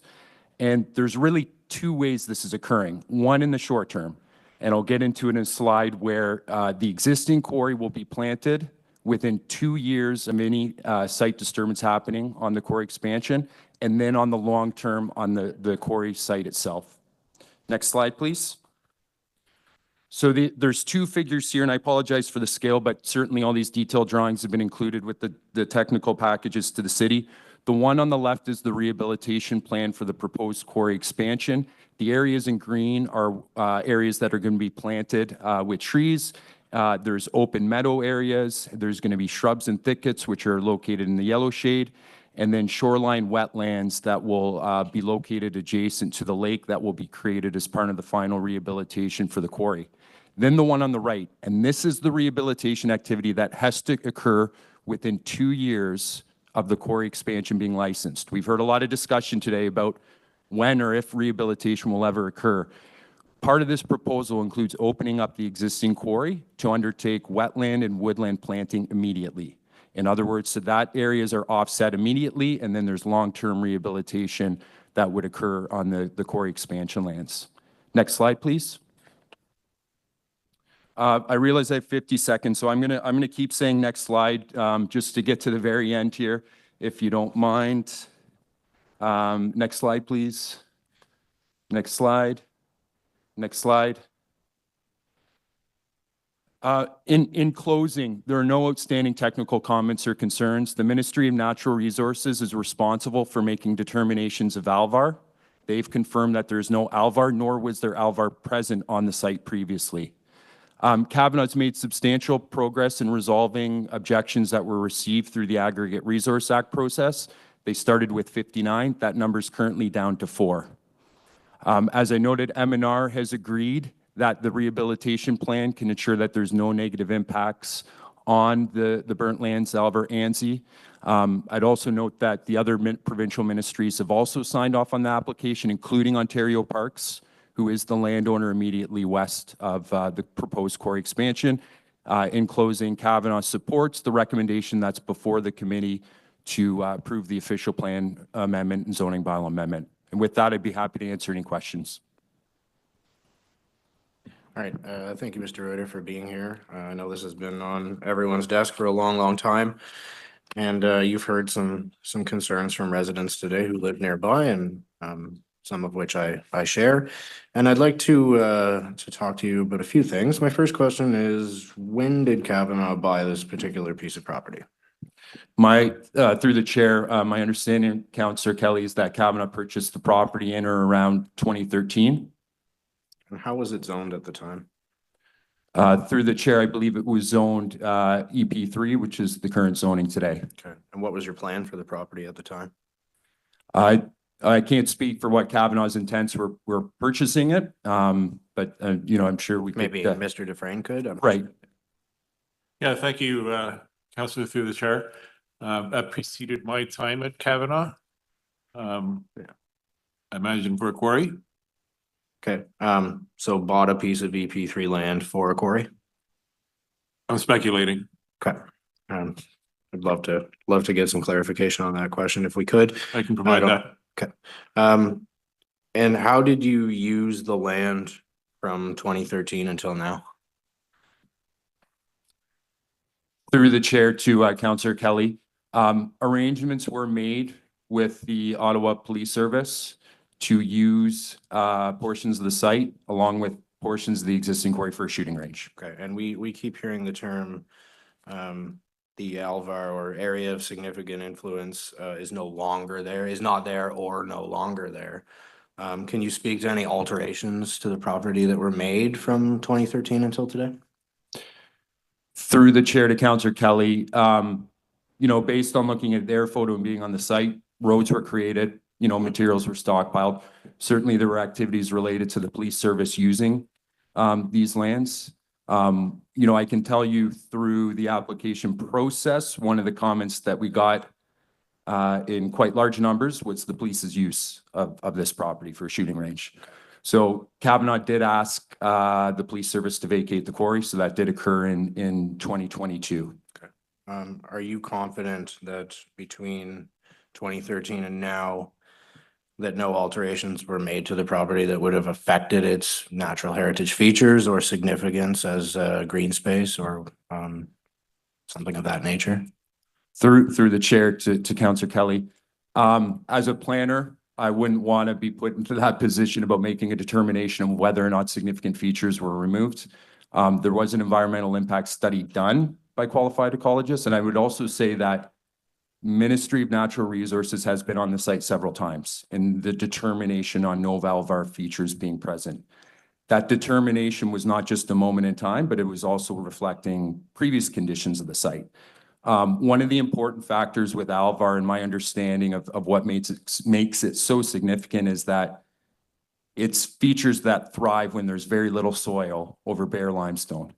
In the case of the property, there's quite a bit of soil on top of the rock, which is one of the distinguishing factors that I know M&R made in their determination that there's no Alvar vegetation on site. Okay, I also heard you talk, I may have missed some of it because I did have to run to the bathroom at the beginning of your presentation. Talk about rehabilitation. So we've heard some questions about that today and the length that it takes. You've presented something that I think is a lot different than what most of us think of in terms of speed of rehabilitation of these sorts of projects. So 2 years after, let's say the expansion is approved, you're saying that 2 years after that, you are going to be starting rehabilitation on the other part of the quarry. Is that correct? Through the chair to Councillor Kelly, essentially that is correct. So one of the key factors in going through the rehabilitation plans was an understanding if we relied on the quarry expansion property itself, it would have to be long-term. There's no doubt about it. We're talking a couple decades of extraction occurring on that property. So in order to meet the requirements, both the city's policies and the province's policies, we have to look at completing rehabilitation as quickly as possible. So what that mean was looking at ways to incorporate rehabilitation plantings and landform creation on the existing quarry. The benefit with the existing quarry is there's a large setback area that won't be extracted that can accommodate new forest habitat, wetland for the chorus frog, as well as Alvar species management along the boundary between the provincial park. So that condition that's put on the site plan is within 2 years of the quarry expansion being issued. So in my perspective, I would certainly consider 2 years to be the short term. Okay. And do you have any, or does the applicant have any previous, expansions or projects of this nature that they could point to in terms of rehabilitation and a track record of that? Like, is there a project in the region that we could look to see what rehabilitation looks like? Through the chair to Councillor Kelly, what I will do is ask Kavanaugh to provide that information. Certainly, this is not their only site in Ottawa or in Eastern Ontario.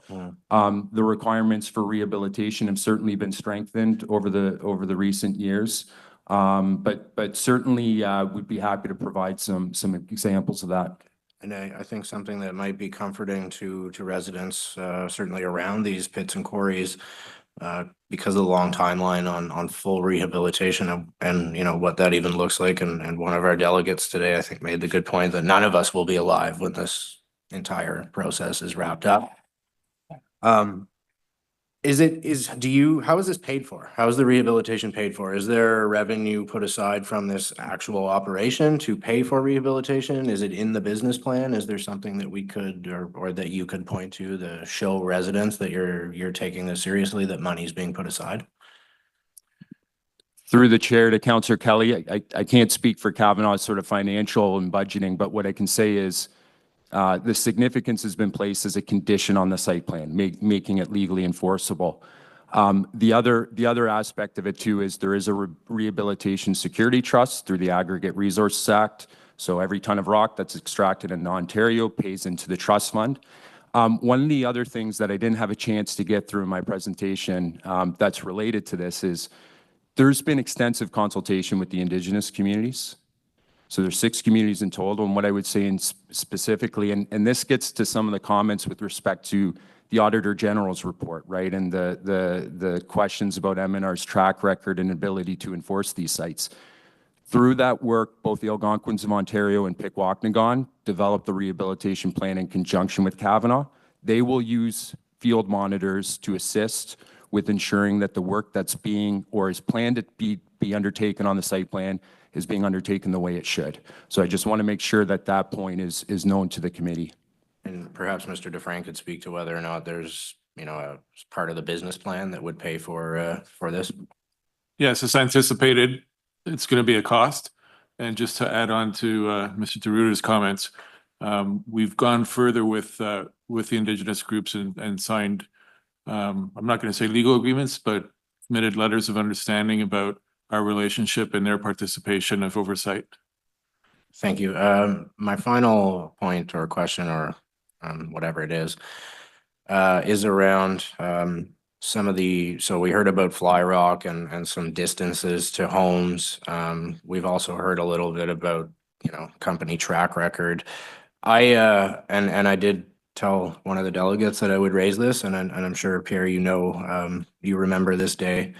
So we started receiving calls in the office from dozens of people about, ground shaking and I think all the way out to like Dunrobin, this was happening.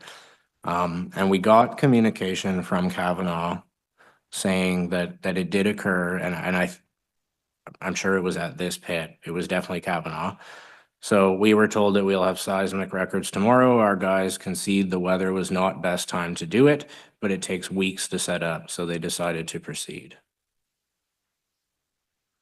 I'm not sure that leaves a lot of comfort for the people who live in the surrounding areas when they hear that, yeah, we concede that the conditions weren't great for this, but we decided to go ahead anyway because it takes a couple of weeks to set up. I'm not sure that's what people want to hear when we're having these conversations. I believe I sent that email to you, Councillor, or to your office.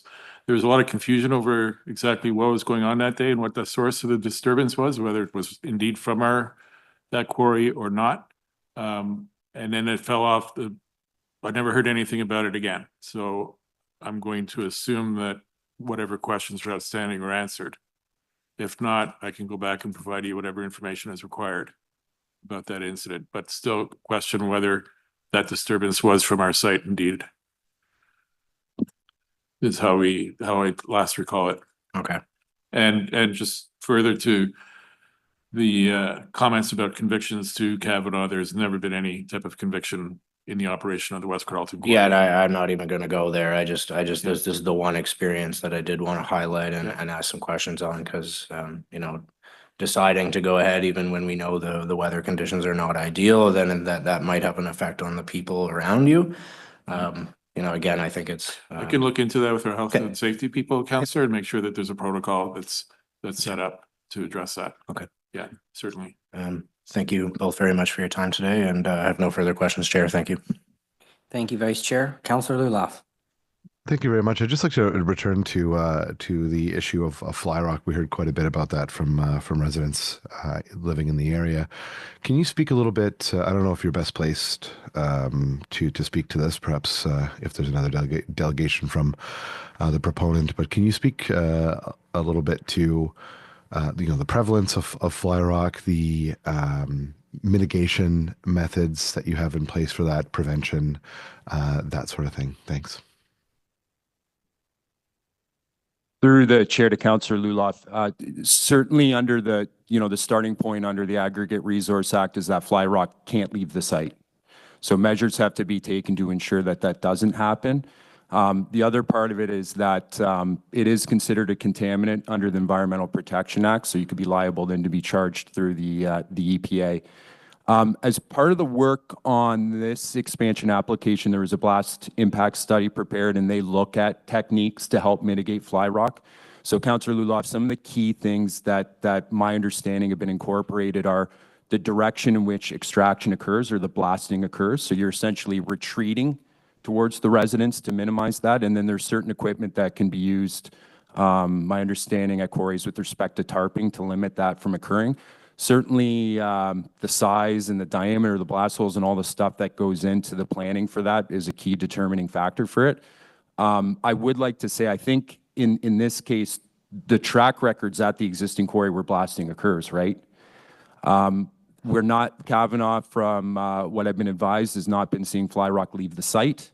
I think the parameters that will continue to be in place in terms of the blast monitoring and the requirements for how sites, how it's drilled, et cetera, will continue to be maintained with this new land.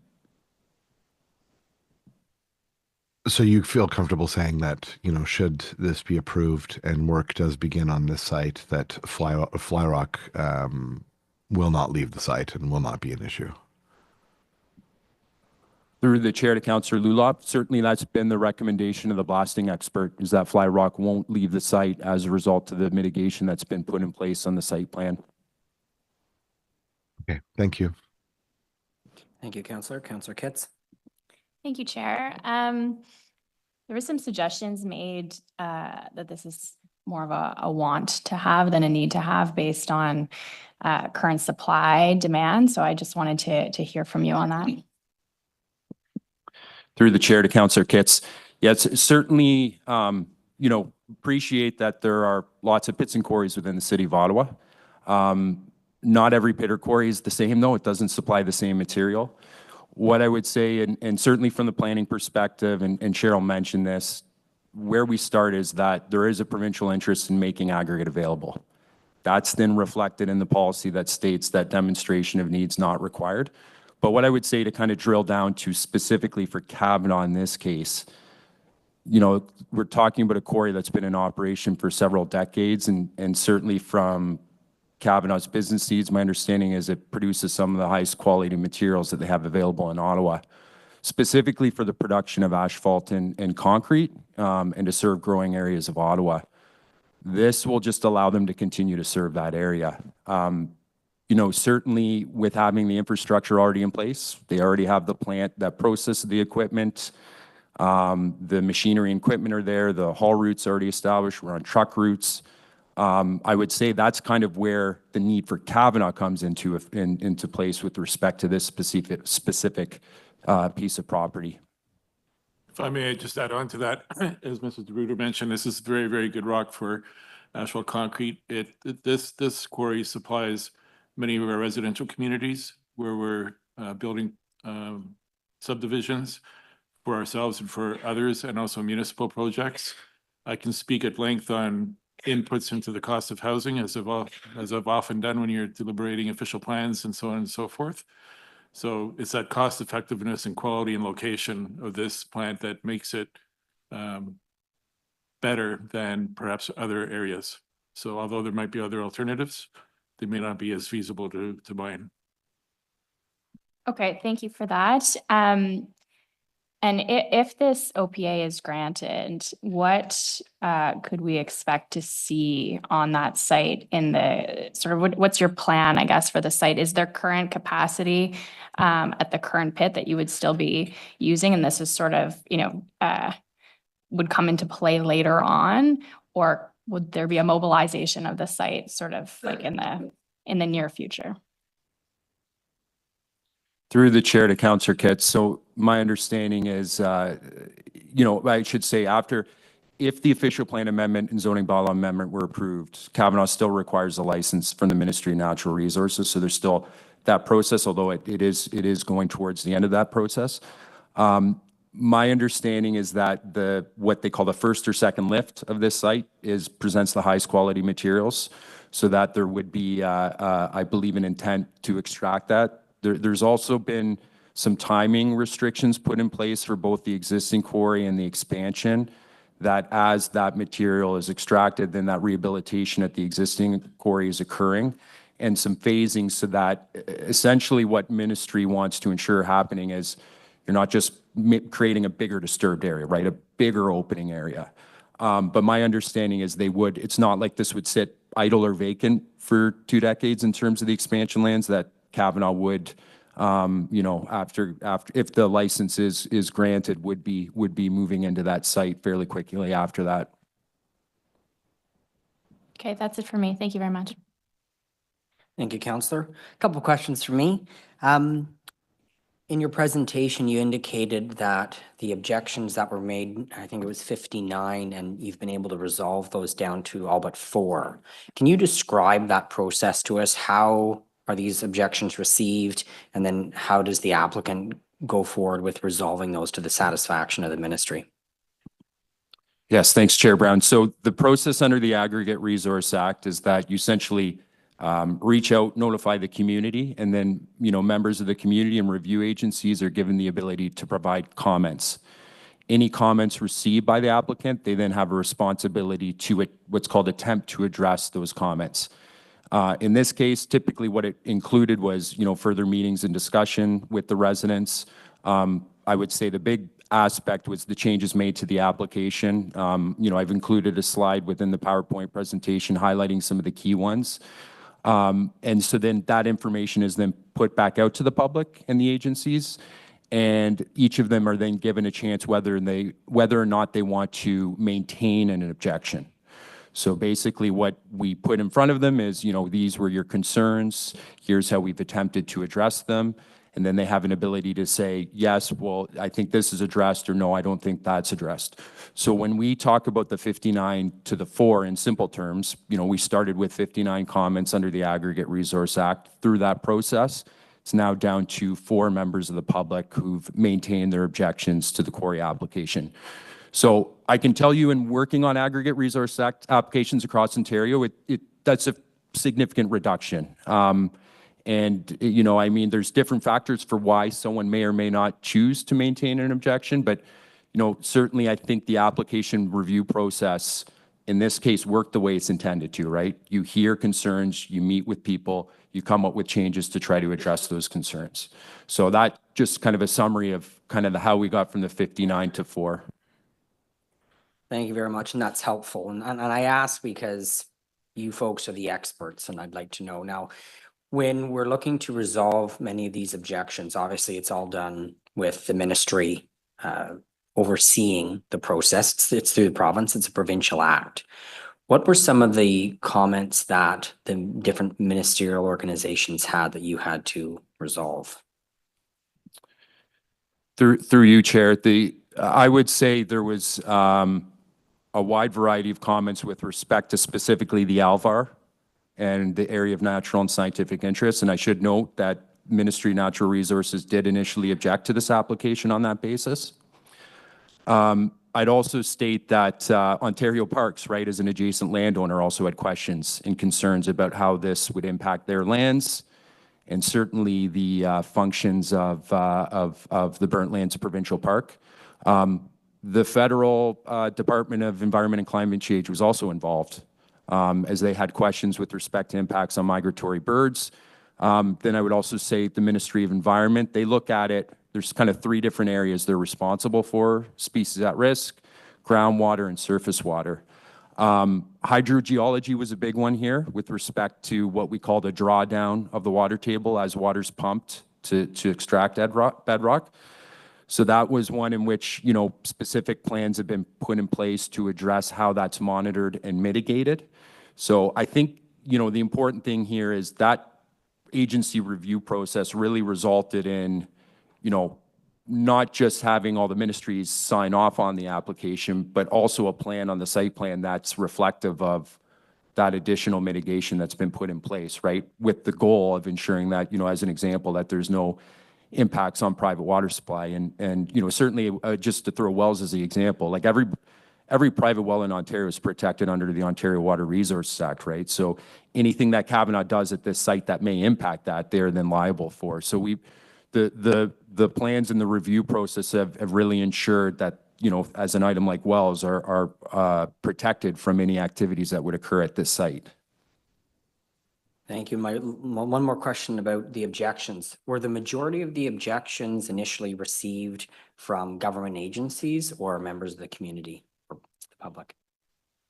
Through the chair, the vast majority were members of the public. If I had to guess, I think we initially had probably 4 or 5 objections from agencies. That includes the city. Your staff initially objected to the application, which I should have mentioned as well to give credit to Cheryl and the city's team as well, because they also looked at it through very different lenses as well, and under hydrogeology and environmental planning, land use planning, source water protection, the things that Cheryl mentioned. So the short answer is the majority were members of the public.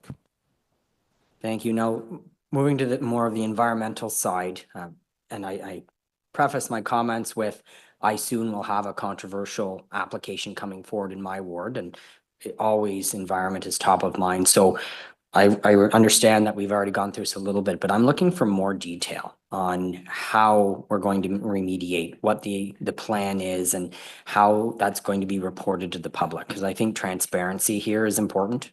We want to make sure that not only do we take your comments at face value today, but we want to make sure that we see those results as a community as quickly as possible. So is there more of a detailed scope that you could provide to us as to how the remediation is undertaken and what those steps are? Yes, through the chair, the way I can best explain it is when the site gets ready for extraction, sort of the layer on top and the vegetation is removed, right? And so what has to happen with respect to the features that are currently on the property is essentially all the soils and seed banks then go to the respective areas within the existing quarry where those features will be planted. So whether it's the wetland habitat for the chorus frog or the trees for the new forest areas. So essentially you're salvaging those soils. And, you know, back to what Councillor Kelly asked about, you know, the demonstrated experience. This is something that is happening across Ontario. You know, soil can be transported and reused. The key is to ensure that it's occurring sort of immediately, and that's what's been put in the plan. With the timing of creating those features on the existing quarry within 2 years, certainly the transparency and while this is fresh in everyone's mind will be there, right? So the ability to document. There are plans that require reporting as to how it's going, right? So it's not just throw the seeds there and walk away. There are specific requirements, how many trees need to be planted, what wetland species types are incorporated, all this stuff that we worked on through with the Algonquin communities, so that all of that's then documented in a report. And certainly the idea here is to show how that's happening, right? Both for the public, but also for the city, for the agencies. You know, the Algonquins will also be present as part of that as monitors, observing the work that's being undertaken to provide input in their recommendations. So the idea here is not to park this away and it's back half of the site, don't worry about it. I think there is an idea here that transparency is critical and to show how this is working. My perspective, you know, this is what the rehabilitation plan policies and the PPS and your official plan are really intended to see as an outcome, right? And it would be good to show how that's working, right? And I think so I think the point is very well taken on the transparency and ensuring that everybody can see what's happening with those plans. Thank you very much. Now, I'm not seeing any further questions for the delegation. So thank you very much, gentlemen, for coming out today. We're going to move to questions to staff. Cheryl's been patiently waiting. Colleagues, are there questions for staff? Vice Chair, we'll start with you. Thank you very much, Chair. I know we've heard a few times today, and it's not lost on me that the shift from the highest level of protection to a mineral extraction seems very drastic for people in the surrounding area. Has the city ever rezoned a property from EP3 to mineral extraction before? I'm not aware of any situation in the city of Ottawa where we have done that. Okay, so this would be a new thing. And I know last term there was a expansion proposal that was declined by council. It was sent to the OLT and was overturned on appeal. What's different about this one? This one has the layers of protection in the official plan with respect to the natural environment. And in this particular case, there's actually residents closer. The other situation was for a pit, which has a smaller area of influence as well. Okay, so there is, and this question might be more for legal. Is there a precedent here? Like if we were to decline this and it went to the OLT, they wouldn't be able to look at that last one and say, we're just gonna do what we did last time, because this is a material difference in the application, given the zoning of the property. Chair, I can't really speak to what the OLT would look at in terms of any past cases, but the OLT does look at development applications on a case-by-case basis. So. Okay, thank you. Has the city ever approved an official plan amendment to remove designated green space from that designation? I'm not aware of any specifics. I know that there are areas where that might have happened with respect to some reevaluation of provincially significant wetlands that happened over the past while. With respect to things like Goulburn wetlands, that may have been the case, but I can't say for sure. And so in your professional opinion, what has changed that makes this area no longer part of that natural environment area? Is it simply the letter we got from the province? Not just the letter, the reports that were filed by Kavanaugh, the province's review of that, and city staff's review of those, as well as culminating with the province saying that it's not Alvar, not ANSI. Okay. And the report mentions no negative impact on the natural systems and features over the long term. So I've got a couple of questions on that. So one is, how long is the long term? And in the short term, when a natural environment area is dug up or bulldozed or has machines running on it for 12 hours a day, I'm wondering how that's not impacting the natural systems that were in place before this change. And I'm kind of thinking, like, by that logic, Mr. Blake could take a bulldozer to his property and then approach the province and say it's no longer EP3.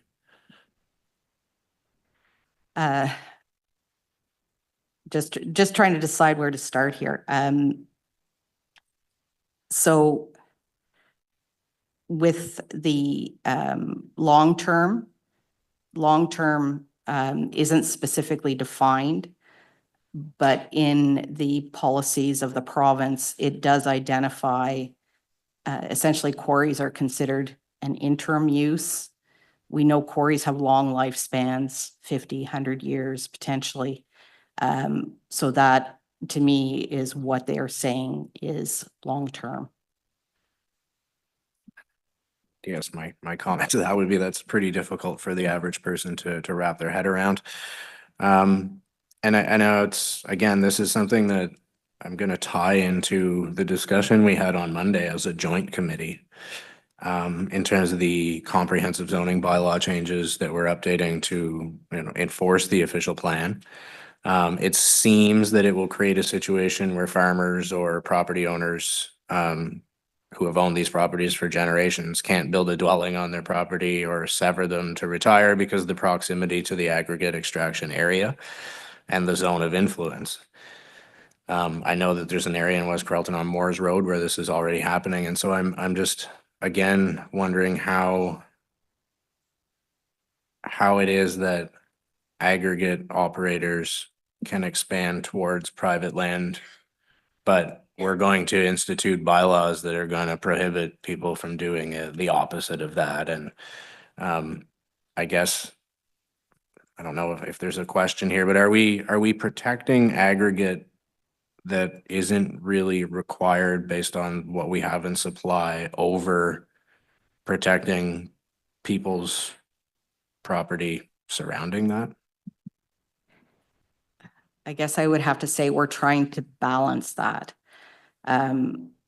Quarry expansions need to file the requisite studies to demonstrate they mitigate impacts. If a landowner in that area of influence identified in the provincial planning statement of the 500 meters wishes to sever or to build, they also would need to demonstrate that by doing so, they can do so safely for their own development, but also that they won't further restrict the ability of the pit or quarry, or the quarry, if it's 500 meters from the quarry, to expand to the full extent of their license. Provincial policy statement, section 4.5.2.2.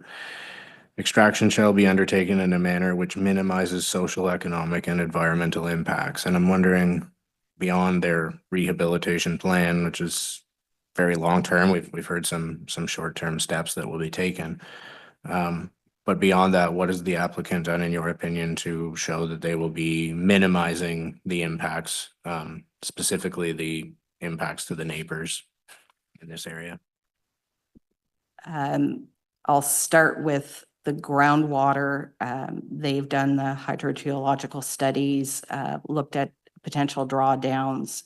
They're also proposing some monitoring wells and long-term monitoring of those residential wells. They have shown with their hydrogeological study that there is minimal impact or minimal potential impact on the groundwater in terms of the private wells. With respect to traffic, we've already heard that the haul route will remain the same. The volumes of trucks will remain essentially the same. The background traffic on March Road and Upper Dwyer Hill is another additional concern that can't really be dealt with by the quarry operator. With respect to the noise and the vibration, dust and the fly rock has been mentioned. Kavanaugh has submitted the studies that demonstrate they can mitigate those impacts and contain those nuisances on site, and that the residential properties should not be further impacted by the expansion of the quarry. And those are things that we look at in terms of the social economic impacts. Thank you. My last question, Chair. So further to that, and we've heard Mr. DeRuyter talk about well and aquifer protection and who's responsible for that. And I won't try and quote him because I don't remember exactly what he said, but he indicated there were clauses within, I believe, provincial legislation that talks about that wellhead protection.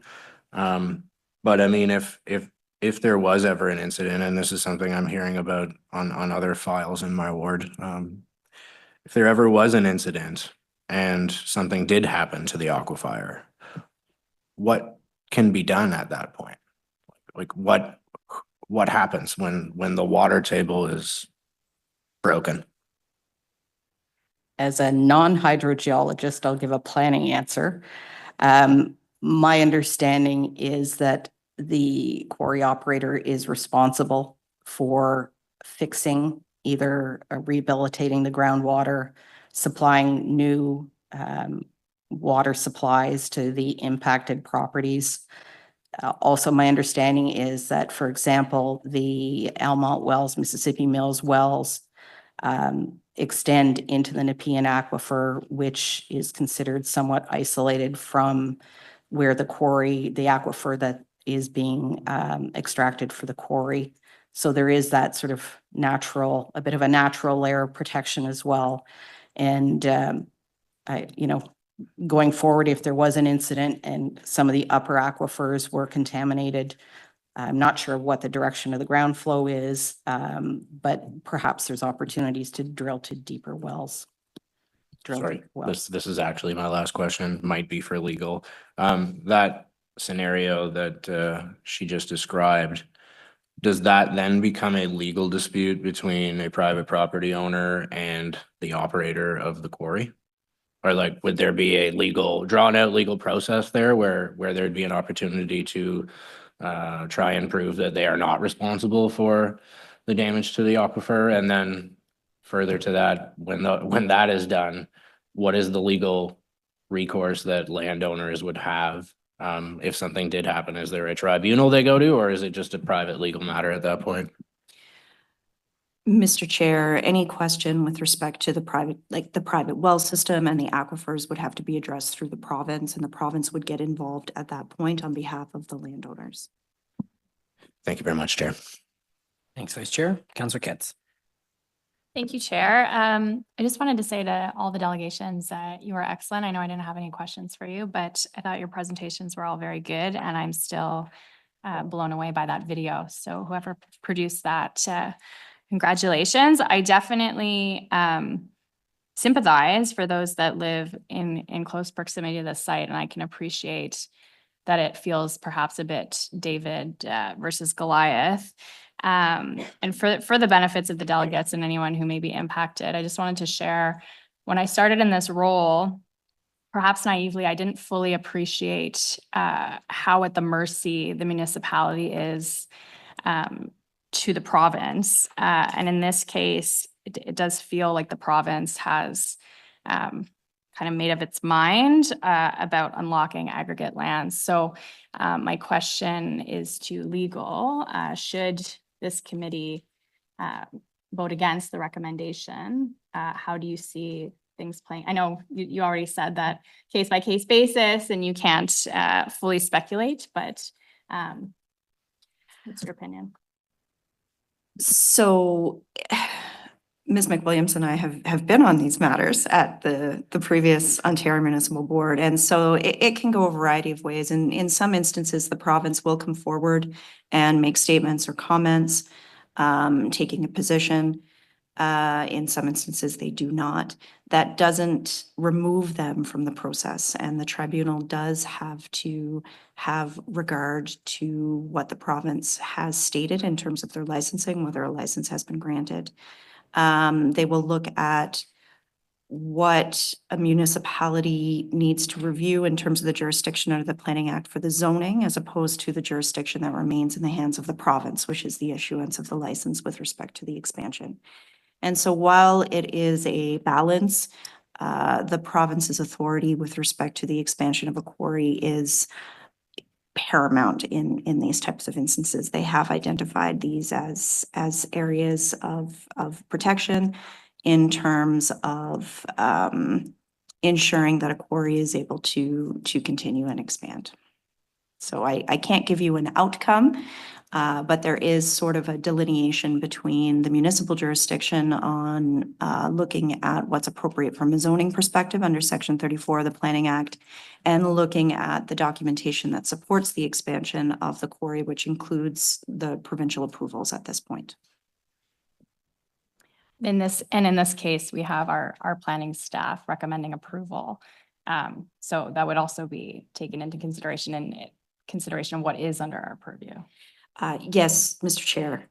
Certainly the planning analysis has occurred and staff have provided a recommendation, which is before you. Okay, thank you. Thank you, Councillor. Councillor Luloff. Thank you very much. Throughout some of the delegations from residents, we heard quite a bit about things like property damage and the risk of flying rock. What sort of role does the city play should there be damage to property or private property or persons because of these sorts of issues? What risk does the city carry in approving this should these sorts of incidents occur? Mr. Chair, the city can only look at the application that is before us, which is a consideration of zoning and land use, and ensuring that the appropriate mitigation and protections that it has the authority to impose have been imposed and implemented in any decision that it makes in approving the zoning application.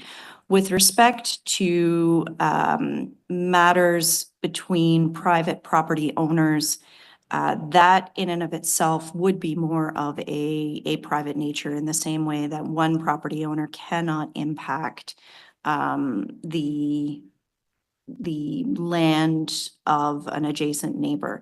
That said, given the fact that this is a quarry and is under provincial licensing approval, the province would be the ultimate responsibility as to whether the appropriate protections that the quarry has said it will take in getting its expansion approved, that has been undertaken. And so it would be the provincial responsibility, in my opinion, and not a city responsibility in approving the land use. Okay, thank you. Thanks, Councillor. And I've got a few questions. Going back to what the last delegate said, originally the city objected to the application, and now the recommendation before us from planning staff is to accept the rationale that you've listed here. What changed? The status of the Alvar of the ANSI. At the time of the initial commenting period, we did not have a comment back from MNRF on the status of the Alvar and the ANSI on this particular land. When we did get that, we withdrew our objection or didn't proceed with an objection, and the other matters were also being processed in terms of looking at things like the groundwater, surface water, the source water protection issues. They were also in the process of being addressed as well. But the biggest stumbling block and objection initially was the status of the ANSI. Thank you. And piggybacking on a comment that Councillor Kitts made, I don't think it's evident to many who run for any municipal council in Ontario, choose my words carefully, just how tightly tied we are to the province and the decisions it makes. Quite often we state that municipalities are children of the province, and they tell us how we're going to do, what we're going to do, why we're going to do it, and how quickly we're going to do it. And there's a sliver of leeway or flexibility that we're often left with as to how to accomplish the goals of the province. And we don't have to look much further than the previous changes to the Planning Act last year, the year before. There was, I think, 6 changes within a very short time frame. So we are always playing catch up. With respect to the provincial responsibility and the municipal responsibility as it lies today, what are we approving and what is the province likely to approve? And I'm looking for a clear delineation as to our realm of responsibility and that which rests with the province. And Ms. Enta spoke briefly to that a few minutes ago. So we are looking strictly at our official plan and zoning bylaw. With respect to compliance, consistency with matters of provincial interest, in this case expressed through the provincial planning statement and the direction from the province on those matters. And the direction we've received is no ANSI quarry.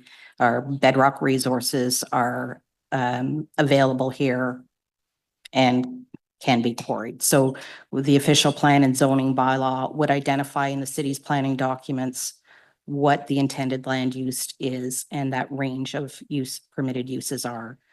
The province's licensing, they can, my understanding is, I'm not an expert again, they can issue a license despite what we may say.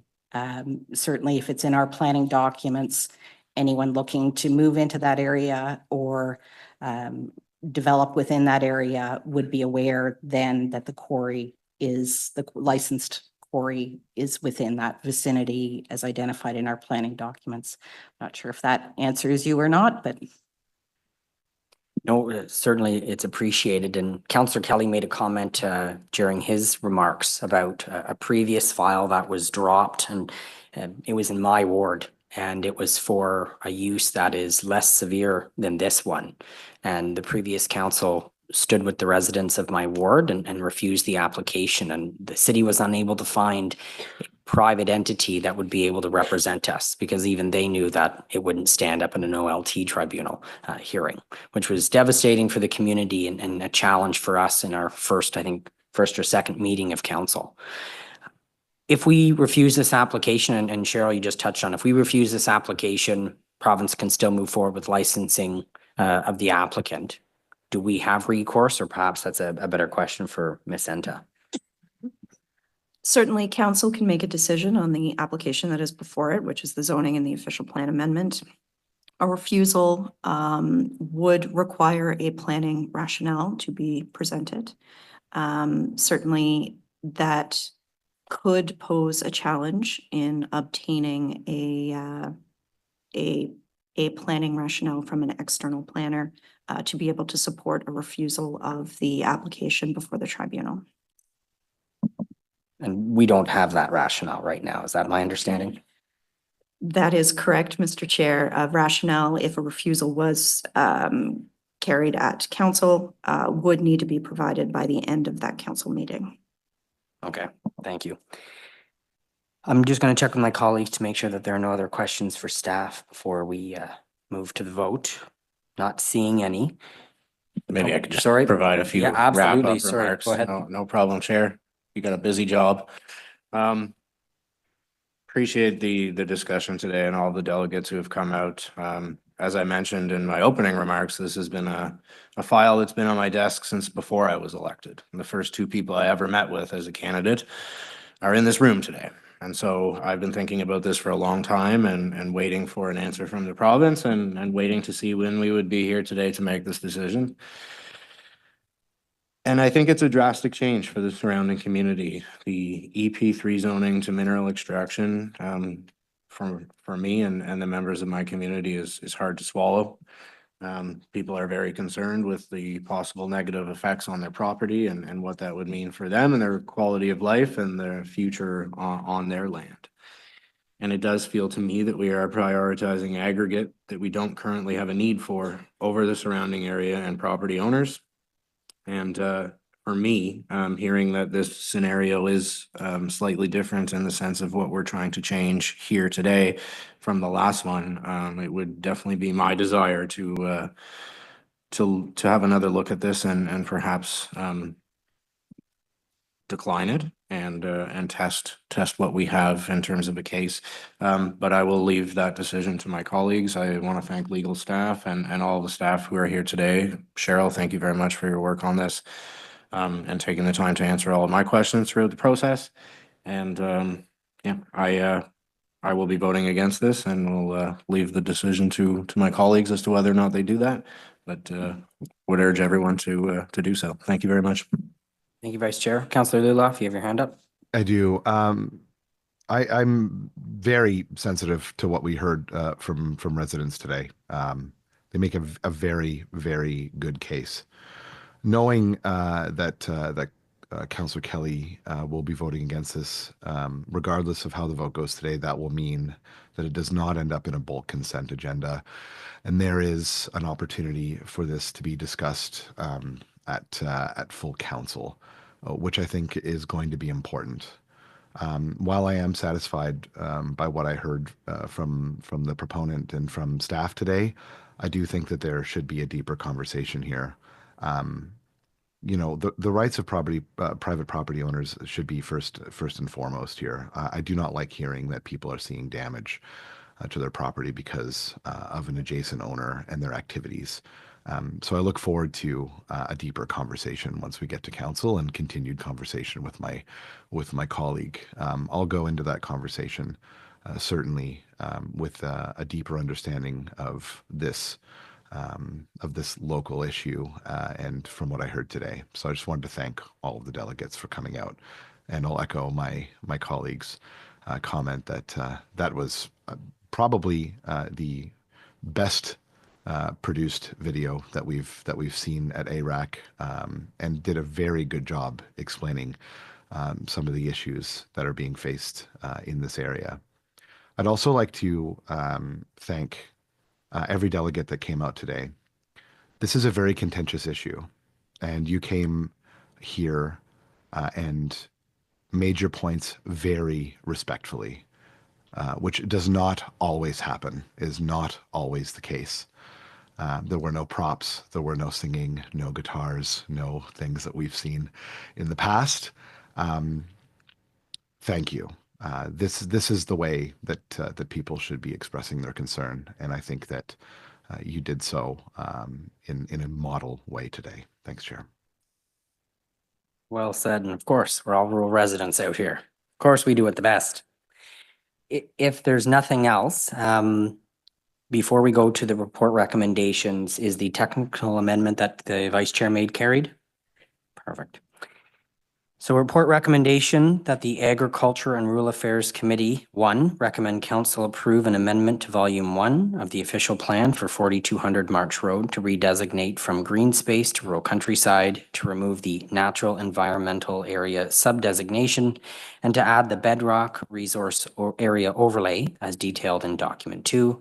Details of recommended official plan amendment. 2, recommend council approve an amendment to zoning bylaw 2008-250 for 4200 March Road to rezone from environmental protection subzone 3, EP3, to mineral extraction, ME, as detailed in document 3. Details of recommended zoning to permit a quarry expansion. And 3, approve the consultation details section of this report. I'll ask the coordinator to call the roll, please. Councillor Kitts, Yes. Councillor Luloff, Yes. Vice Chair Kelly, No. Chair Brown. Yes. 3 yeas, 1 nay. Thank you very much, and thank you to all who came out today to speak. We'll move next to Strategic Initiatives Department, item 5.1, the South Bear Brook Wetland Official Plan Amendment and Zoning Bylaw Amendment. Staff will come up to the front here, and there is a presentation. So when you're ready, we'll get started.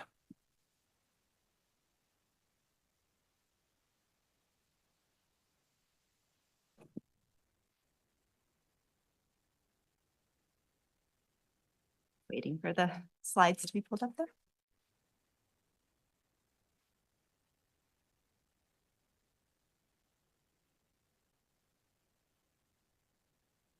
Perfect. Thanks, Chris. So hello, Chair and councillors. My name is Tara Redpath, and I'm a Natural Systems Policy Planner with our Strategic Initiatives Department.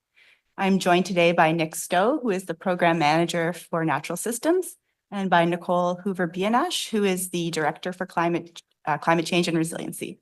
So we're here today to speak about an official plan amendment and zoning bylaw amendment for a wetland that has recently been designated as provincially significant, located in the southeast portion of Ottawa. Next slide, please. So we'll start off with some background on the province of Ontario's role in protecting provincially significant wetlands, or PSWs, as I'll refer to them throughout the presentation.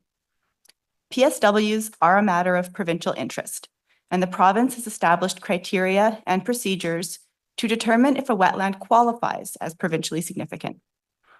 The provincial planning statement requires municipalities to identify and protect PSWs from development and site alteration. The City of Ottawa meets this requirement by designating significant wetlands in its official plan and giving those wetlands protective zoning that restricts almost all development. The wetland evaluation process for the South Bear Brook lands was triggered when City Council approved expanding the urban boundary to include the future Taywin community. In January of 2024, the province updated their mapping and the status of the South Bear Brook wetland to provincially significant, following the submission of a wetland evaluation in accordance with provincial methodology. City staff are now obliged to bring forward corresponding updates to the designations of our official plan and to the provisions of the zoning bylaw. Next slide, please. Wetlands provide multiple environmental, social, and economic benefits, such as flood risk reduction, water quality improvement, carbon sequestration, and wildlife habitat. Wetlands in Ontario are significant if they meet minimum scoring thresholds established under the Provincial Ontario Wetland Evaluation System, or OES for short. Wetland evaluations must be carried out by qualified evaluators. The studies involve mapping the wetlands boundaries and determining the significance based upon biological, socioeconomic, hydrology, and special features components. Each component is worth 250 points for a total of up to 1,000 points. A wetland that scores 200 points or more in either the biological or special features component, or 600 points in total or more, qualifies as provincially significant. In 2022, the province passed Bill 23, which included substantial changes to the Ontario Wetland Evaluation System methodology and approvals process. Next slide, please. So turning to the South Bear Brook wetland evaluation, the city initiated this wetland evaluation process by hiring an independent consultant to undertake the evaluation in accordance with the OS. 561.5 hectares of the South Bear Brook wetland qualifies as provincially significant. The wetland received a total score of 754, including a subscore of 250 for the special features component. It meets the threshold for provincial significance as the total score is over 600 and the special features component is over 200. Today's amendments will align the schedules of the official plan and the zoning bylaw provisions with the provincially significant wetland mapping that has been accepted and published by the Provincial Ministry of Natural Resources. Lands within the wetland boundary would be redesignated to green space with a sub-designation of significant wetland. These lands will also largely be rezoned to EP, which is the Environmental Protection Zone under the EP3 subzone. The designation and zoning of lands that are outside of the wetland boundary will remain unchanged. Next slide, please. So here is a map just demonstrating the location of the PSW itself. It's located towards the southeast corner of Ottawa, southeast of the future Taywin community, which is shown in gold. The wetland, of course, is shown in blue on the map. The wetlands are loosely bordered by Highway 417 to the north, Boundary Road to the east, Mitch Owens Road to the south, and Farmers Way to the west. Next slide, please. So I just want to touch on permitted uses within PSWs. So within the EP3 subzone, existing land uses and uses that do not interfere with the wetland are typically permitted. Permitted uses include a detached dwelling, a home-based business, and an accessory building or structure. Forestry operations, environmental preserves, and education areas are also permitted. Any development in the wetland and within a 30-meter buffer is also subject to the regulations of the South Nation Conservation Authority and their permit requirements. Any development applications within 120 meters of the significant wetlands will require a supporting environmental impact study in accordance with official plan policies. I would like to also point out that these amendments will not limit any existing agricultural uses nor activities outside of development or site alteration. Next slide, please. So just to touch on the public engagement that was undertaken through this process, city staff launched this wetland evaluation by holding a virtual public information session to explain the provincial requirements, the evaluation process, and the possible implications. City staff also sent letters to property owners requesting permission to access private lands for the purpose of assessing the wetlands. We received responses for nearly 200 properties, and almost all property owners granted permission. Since the beginning of the study, the city has maintained a web page to describe the process, provide results, and highlight the next steps. Following the study completion and the provincial updates to their mapping, city staff mailed an information package to all affected property owners. For these amendments, the zoning amendment and the official plan amendment, public notification and consultation have been undertaken in accordance with the Planning Act in the same manner as all other planning applications. Next slide, please. So wetland evaluations are technical reports. They're carried out by qualified evaluators according to provincial methodology, and the results are not subject to direct appeal. However, wetlands are open files and conditions can change and fluctuate over time. Wetland evaluations and the boundaries of PSWs can always be revised or updated based on more current information. This process can be initiated by individual property owners. property owners that disagree with the identification of a PSW may hire a qualified wetland evaluator at their own expense to carry out wetland mapping on their properties. The updated wetland mapping and evaluation, if there are updates, must be submitted to the Ministry of Natural Resources for revision of the provincial mapping. Any changes that are accepted by the ministry must also be sent to the City of Ottawa, and we will then update our official plan schedules and our zoning bylaw. As with all Planning Act applications, affected property owners may appeal the decision of City Council to the Ontario Land Tribunal, provided they have established the right of appeal by either making the written submissions to the city or the oral presentation at today's public meeting. I would like to note also that landowners with more than half an acre of PSW on their property may qualify for a property tax exemption under the Provincial Conservation Land Tax Incentive Program. Last slide, please. So thank you for the opportunity to speak at ARAC this morning, or this afternoon, I guess. Our team will be pleased to take any questions following the delegations.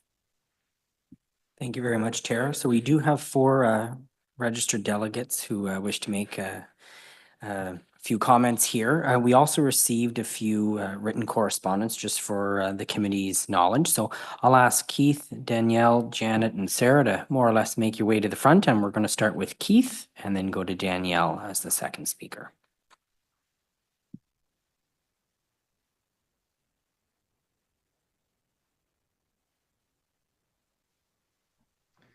Apologize.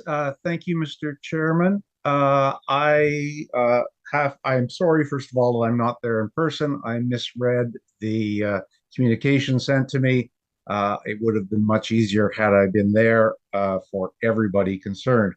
I would like to share my desktop, if I can do that. I've sent the request. No, Keith, it doesn't look like we're going to be able to share your screen, but can you? Well, that will be even more of a challenge. I will do the best I can. So I would like, if I could, to share the presentation deck that I prepared with the committee, if that's possible. At a later date, it doesn't have to be this moment. I know we did receive one document from you, Keith, so that's on file. And we're just looking to see here if the coordinator has it. But if not, why don't you carry on, because we will be able to see this following your delegation. Okay, thank you. So I'll begin. I had to pare this down from a 20-minute presentation to 5 minutes, so bear with me. Rezoning will reduce property values. It will take away owners' rights to use and enjoy their property. When you take away the potential to use land, you take away some of its value. When you significantly restrict what you can use land for, you take away most of its value. Few potential buyers will want land with limited uses. Property values will decline as a result. The loss is in the tens of millions of dollars. Taxes should decline to reflect the loss in value. Remember, we were talking market value assessment. And I also just heard that there is a way, if you own more than half an acre, I think it was, you can get an exemption. So taxes will go down. Your write-up in support of this rezoning says there are no financial implications to rezoning. This is not true. As I just pointed out, both the existing landowners and the city will lose. Taiwan does not need land to be designated to set up a natural land trust. If they own it, they can make it a land trust.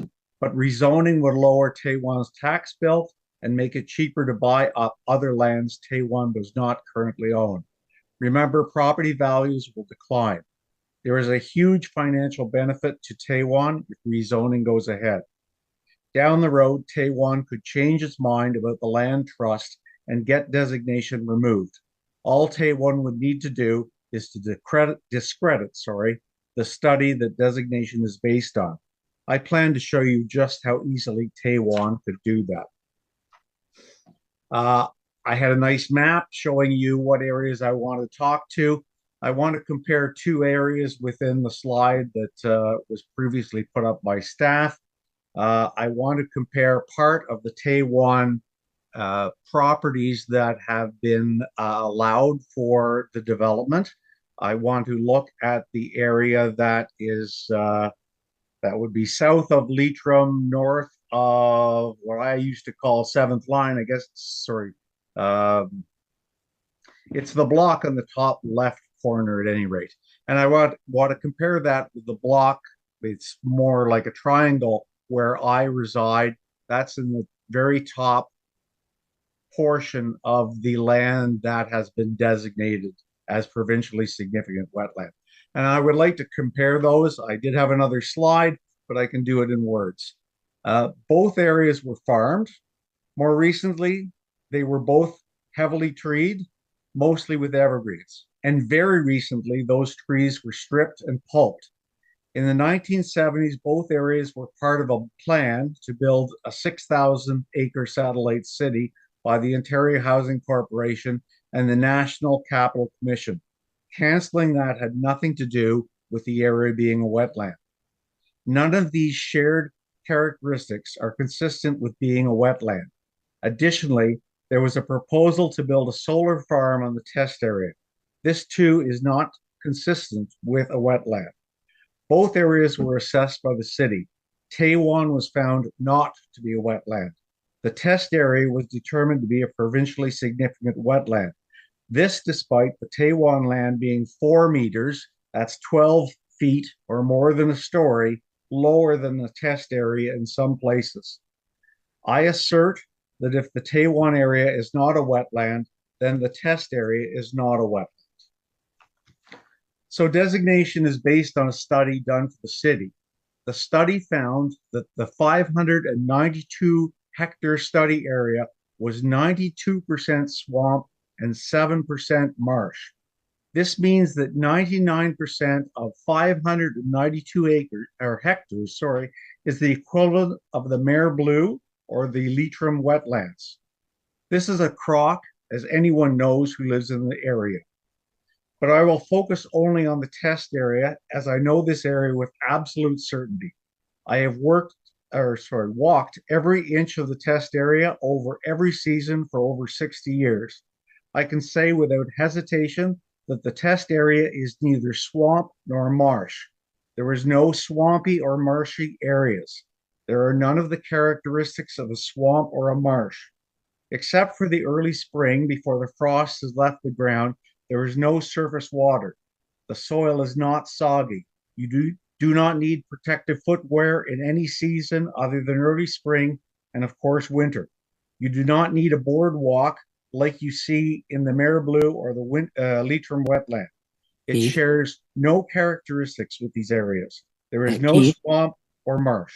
You're just out of time, so I'll give you a few seconds to wrap up if you could, please. Okay, my apologies. I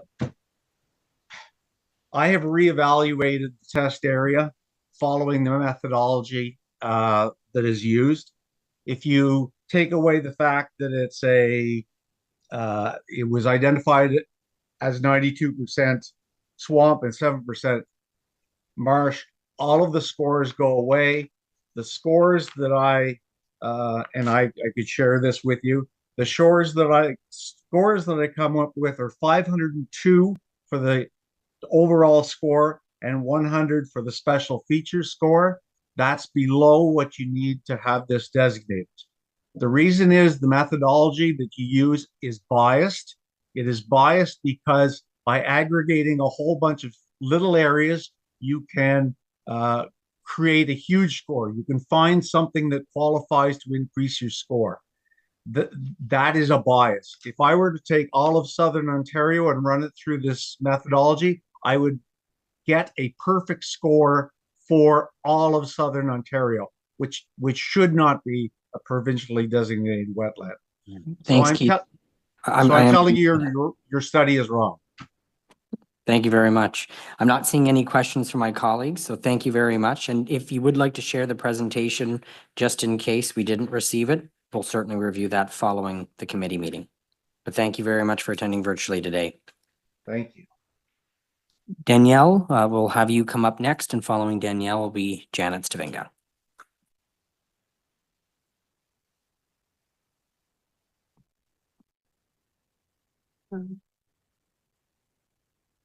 Thank you. Ladies and gentlemen of the City of Ottawa, thank you for the opportunity to speak to you today. Our names are Robert and Danielle Beeler, and we sit here before you not only as concerned property owners, but also as members of a family that has held and cared for land for over 35 years. We are here to respectfully contest the proposed zoning change for what it is now, for what is now being referred to as the South Bearbrook wetland, which is set to be considered by the Agriculture and Rural Affairs Committee today. My uncle received an email from the City of Ottawa on March 26, 2025, informing him that this proposal is being reviewed today. As you can imagine, the timing of this proposal came as a complete surprise to us, especially given the long-term plans our family has had for this property, and provided us with little time for us to provide our comments to the City of Ottawa. However, given the significant impact that this proposal would have on our family should it be approved, we have dedicated the necessary time and care to write letters to the required parties and to be here with you today. To provide some context, my family has owned the land located at 5425 Piperville Road for over 3 decades. Over the last several months, we have been actively discussing plans to sever a portion of this land so that my husband and I can build a family home and grow our family. After completing our educational journeys and starting our careers, we are finally in a position where our dream of building a home on this land is feasible. This is something that we've worked towards for years, and the current zoning, the rural countryside zone, align perfectly with our intentions. However, the proposed change to environmental protection zone threatens to derail these plans and restrict our ability to use this property in the way we had envisioned. The change would create significant barriers to the residential development we had intended, not just for us, but for my father and his brothers on that land as well. It is my understanding that when they initially purchased the land 35 years ago, they did so with the hope of retiring here and building their own homes once they had the time to enjoy it, a dream they've carried with them all these years. Now, with my father only 27 days away from retirement, the proposed zoning change effectively pulls away the realization of this long-awaited vision. Of course, we understand that there must be a balance between environmental protection and meeting the needs of a growing population, especially in a city like Ottawa. We are aware that the need for wetland evaluation was triggered by the City Council's approval of new urban lands to accommodate the new Taywin community.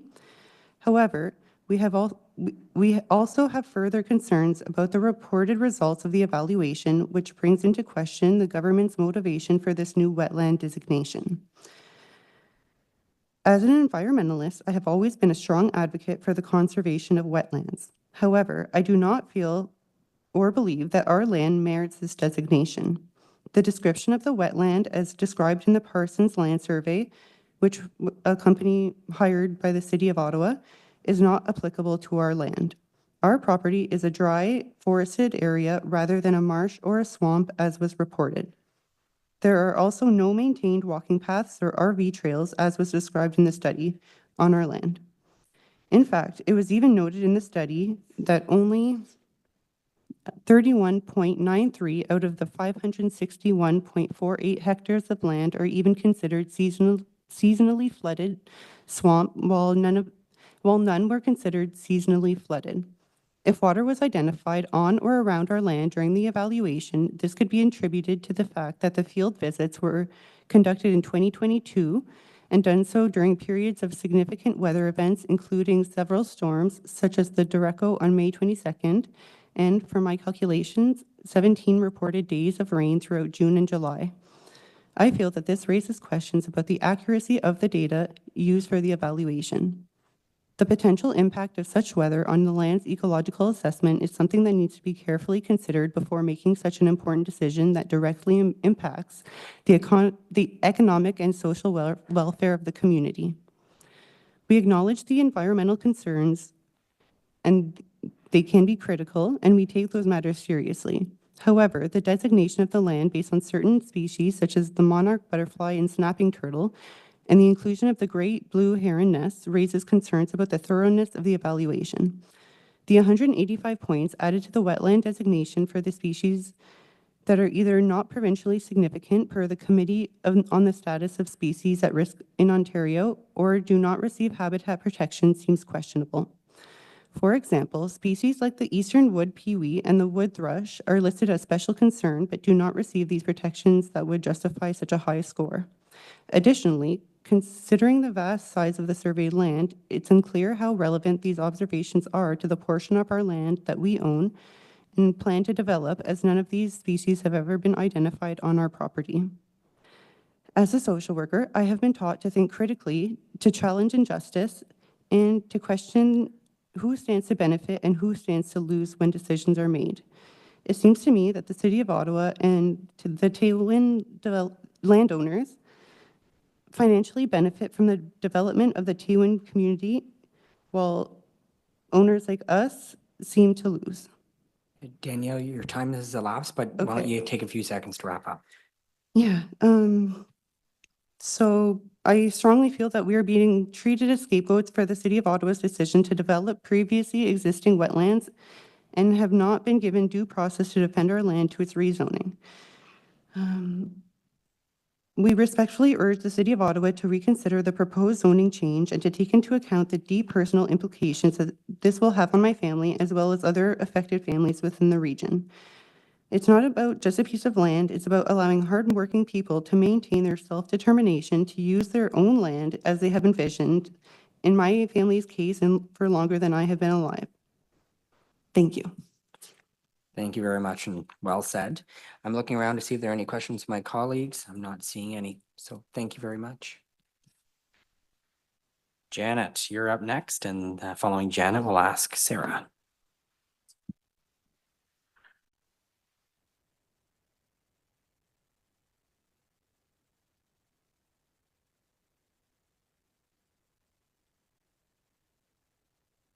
Good afternoon, Chair Brown and members of the committee. Thank you for the opportunity to speak with you today. As many of you are aware, the Friends of the Stittsville Wetlands are a volunteer, community-based, not-for-profit corporation committed to protecting, restoring, regenerating, and rewilding the fragile and ecologically significant wetlands in proximity to Stittsville, specifically the Goulburn Wetland Complex.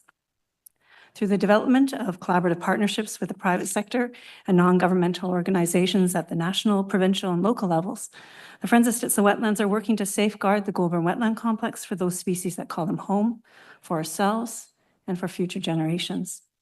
Another integral goal of our organization is to raise awareness of the ecological importance of wetlands and provide educational opportunities to engage the community in the protection, the restoration, the regeneration, and rewilding of our wetlands across our community, our city, and our province.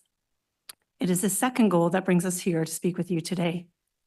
First and foremost, I want to emphasize our utmost support for the proposed official plan and the zoning bylaw amendments that will protect the 561 hectares of South Bear Brook wetland that have been designated as provincially significant. We hear, though, and we respect the concerns of the landowners who are directly affected by these changes. However, we feel that this is ultimately a win for nature and for the surrounding communities who will continue to benefit from this incredible ecosystem. Wetlands of all kinds provide critical habitat for biodiversity. They reduce the impacts of floods, they purify our water, and they help keep greenhouse gases out of the atmosphere. The evaluation of the South Bear Brook wetland shows that this specific ecosystem is particularly important for its ability to mitigate floods and provide key habitat for biodiversity, including several species at risk. The numerous benefits for people and nature contribute to these sections of the wetland for achieving a score well above the minimum threshold for provincial significant status and protection. The City of Ottawa's leadership in commissioning the valuation of the South Bear Brook wetland to determine its significance is commendable and shows how much you care about protecting local natural areas. The care and the effort that was put into this evaluation makes, though, it particularly bittersweet to know that the area identified and protected as provincially significant could have been nearly twice as large, if not for the changes to the Ontario Wetland Evaluation System made by the provincial government in the late fall of 2022. As you know, provincial changes to the Ontario wetland system have severely undermined the official methodology for identifying provincially significant wetlands and put wetlands across Ontario at risk. We've seen the dangerous implications playing out right here in the Ottawa area. The loss of the provincially significant status and protection for over 55 hectares of the Goulburn Wetland Complex near Stittsville showed how the weakened evaluation system allows existing provincially significant wetlands to lose that status and the protection that it affords. Now, the South Bear Brook Wetland Evaluation clearly shows how the new system also prevents incredibly valuable wetlands from receiving provincially significant status in the first place. These wetlands are not losing out on provincially significant status and protection because they're not important enough. Rather, the changes to the evaluation system raise the bar that must be met in order to receive that status, while also opening the door to the piecemeal evaluation of smaller sections of the larger wetlands without recognizing their connections to the broader ecosystems. Municipalities can no longer rely on the provincial policies to protect our most valuable wetlands. And I say this having served as an Ottawa City Councillor, a former mayor prior to amalgamation. That is why we strongly encourage the City of Ottawa to consider reflecting on the existing approach to protecting wetlands that are not considered provincially significant. Ultimately, the goal of our city should be to ensure wetlands are well protected regardless of their status as provincially significant or otherwise, so that we don't lose any more of these incredibly valuable ecosystems. Ontario Nature's new WISE practice report for local wetland conservation highlights several opportunities for municipalities to do just that, using concrete examples from communities across Southern Ontario. This report is referenced in our joint letter with Ontario Nature, and we hope it will be seen as a valuable resource and opportunity to reflect how Ottawa can continue to step up as a leader for wetlands. We are excited to see such a large wetland area being rightfully protected and hope that there will be opportunities to do even more for wetlands across our city in the future. Thank you very much for your time and your consideration. Thank you very much, Janet, and 6 seconds to spare, so appreciate that. Are there any questions from my colleagues? I'm not seeing any. Thank you very much for coming today. Always great to hear from you. Sarah.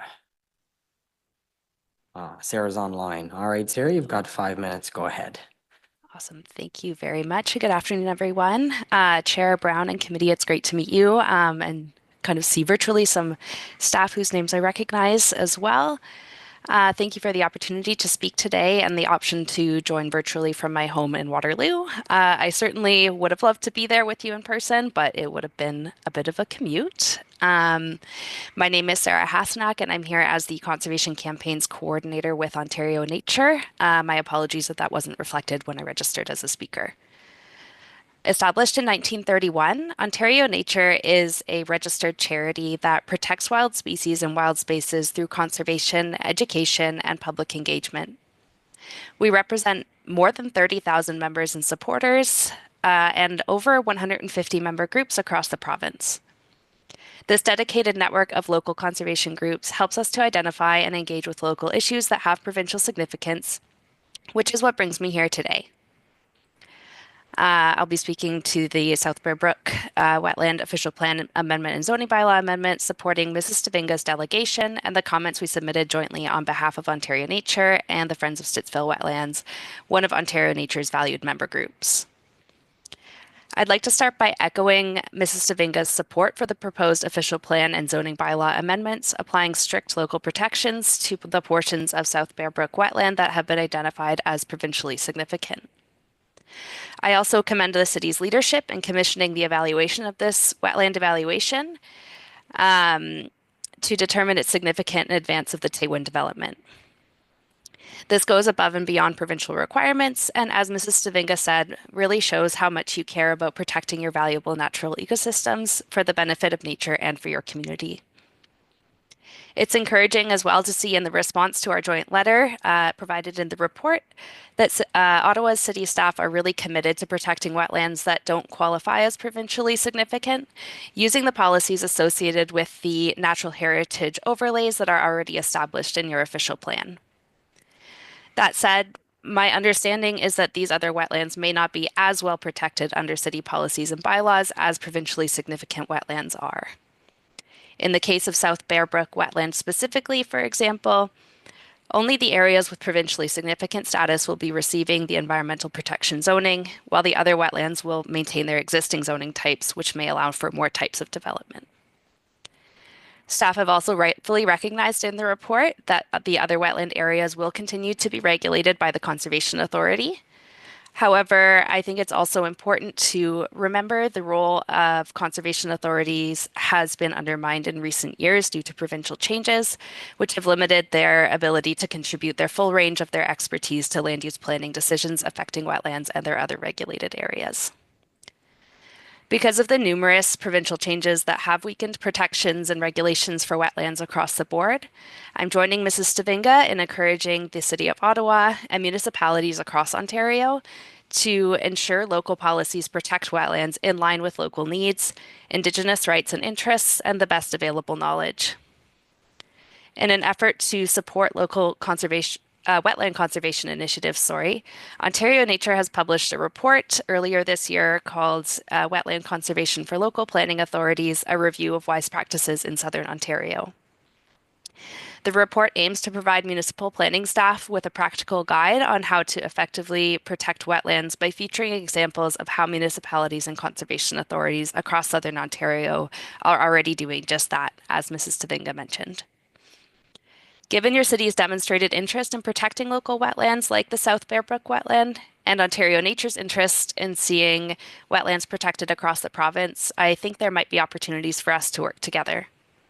I'd like to offer the new report as a potential resource to support this collaboration, we mentioned in our joint letter, and I welcome any chance to discuss this opportunity further with interested members of this committee, other council members, or city staff.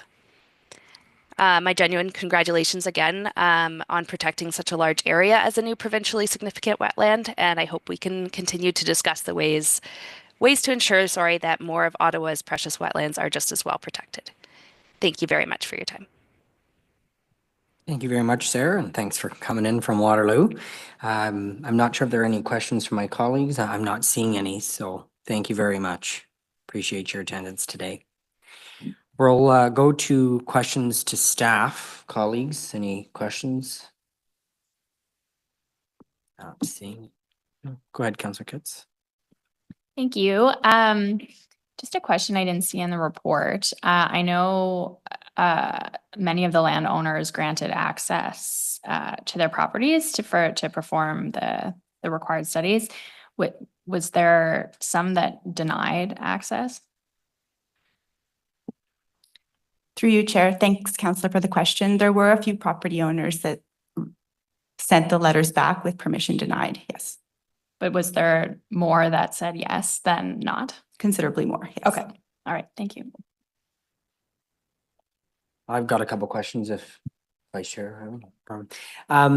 So in the last item, we were pretty constrained by provincial planning legislation. Can you speak to committee today about some of the provincial planning legislation that we're operating under for this particular file? And I guess my question, because I want to make sure that landowners' concerns are always heard here. Is the city doing this because we want to, or was there a trigger that necessitated this evaluation? Thank you, Chair, for the question. So through the province's provincial planning statement, there is a requirement for municipalities to protect provincially significant wetlands from development and site alteration. And the provincial planning statement refers to provincial methodology as updated or revised from time to time. So that is a direct reference to the Ontario Wetland Evaluation System. So the trigger in this case for initiating the wetland evaluation was the identification or the approval of urban expansion areas for the proposed Taywin community. So knowing staff had done a preliminary assessment, there was references to the natural heritage system in the area. We were aware that there was unevaluated wetlands in the area, and we put forward the recommendation through Annex 10 of the official plan that these wetlands be formally evaluated to determine whether or not they qualified as provincially significant under the province's policies. Thank you. And I want to piggyback on a comment that Janet made. Originally, had the province not changed its evaluation criteria, the wetlands could have been doubled in size from what we see today in the report. Is that accurate? Chair, that is correct. And what changed that would exclude the other half of what potentially could have been designated as PSW? So Chair, in the previous version of the Ontario Wetland Evaluation System, it allowed for it allowed for the complexing of wetlands. So that means that any smaller units of wetland that were within 750 meters of each other could be linked together in that broader wetland complex. That concept of wetland complexing was one of the key things that was removed in the most recent update to the to the Ontario Wetland Evaluation System. Thank you. And my last question. We've got a lot of landowners in the area, a lot of farmers. Is agricultural production or existing uses on some of these properties going to be restricted if committee and council carry this report? Thank you, Chair, for the question. Existing land uses are not affected by these amendments. Okay, thank you very much. Now the Vice Chair has a question. Yeah, my Go ahead. apologies. I didn't mean to take your thunder, but you sparked a question. You had mentioned that these were previously unevaluated or unknown wetlands or hadn't been classified as significant. How many, or do we have a sense across the city, how many of these may exist that are not considered significant yet or could someday be considered significant? And particularly if planning files are going to trigger these types of things, I would imagine that we are going to see more of these. Through you, Mr. Chair, we estimate about 15% of the area of Ottawa has wetland in it. We estimate approximately half of that wetland remains unevaluated. Of course, the vast majority is well out in the rural area. And we typically do not initiate a wetland evaluation for smaller rural development, severances, et cetera, in the rural area adjacent to unevaluated wetlands. The trigger in this case was the identification of the proposed Taywin community in an area where we knew there was substantial wetland and where we needed to confirm whether or not that would be a factor in the approval or the planning of that community. Last question, more than I'm just curious about this. So the wetlands that we're talking about are all naturally occurring wetlands, I'm assuming, but there are areas, at least this is my understanding, where development occurs, water is directed to a particular place, and wetlands can essentially be created. Am I wrong? Through you, Mr. Chair, yes, there can be short-term changes in land use that would create a new wetland. Conversely, there can be activities that would drain a wetland. We do take that into consideration when we are recommending whether a wetland evaluation should be done. In this instance, we recommended, for example, the wetland evaluation on the east side of the proposed Taywin community, because the information we had suggested that they were largely of a natural area with natural drainage patterns. We did not recommend a wetland evaluation on the west side of Taywin, where there's also a fair amount of unevaluated wetland, because the land uses there historically were quite different, because the drainage patterns are quite different. There's a lot of tile drains and ditching there. And instead, what we are doing is through the South Bear Brook subwatershed study, we're looking more closely at the drainage in that area to come up with a recommendation of whether that should be evaluated or not. Dr. Stowe, thank you, Chair. Thanks, Vice Chair. Councillor Kitts. Yeah, I should have given more context for my question earlier. So the reason I was asking if the majority of property owners granted access is because I know sometimes when it's a desktop exercise, it can be substantially more inaccurate, but you're confident that this study was thorough and that the wetlands that have been identified are in fact have the characteristics of wetland. Through the chair, thank you for the question, Councillor. We're confident that our evaluators followed the provincial methodology. They spent considerable number of hours. They did do ground truthing, on the ground field work. This is of course to supplement desktop analysis. In an area this large, you can't get away from using aerial photography, satellite imagery, soil mapping and the like, but this was supplemented by, on the ground field work where permission was granted. Yeah. Okay, and again, there was substantial permission granted, so.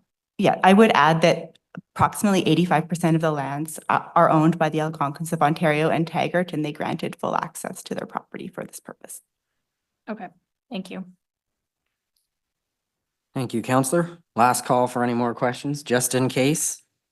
I will note for just one more time that we've received correspondence as well, written correspondence from James Robert Beeler, John Francis Beeler, and then Danielle, who's here today. So that's on file, and committee will be able to look through those documents following committee if they haven't already done so.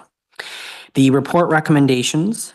1, that the Agriculture and Rural Affairs Committee recommend that Council approve the proposed amendments to the official plan as shown in Document 1 and detailed in Document 3, that the Agriculture and Rural Affairs Committee recommend that Council approve the proposed amendments to zoning bylaw number 2008-250 as shown in Document 1 and detailed in Document 4, and 3, that the Agriculture and Rural Affairs Committee approve the consultation details section of this report.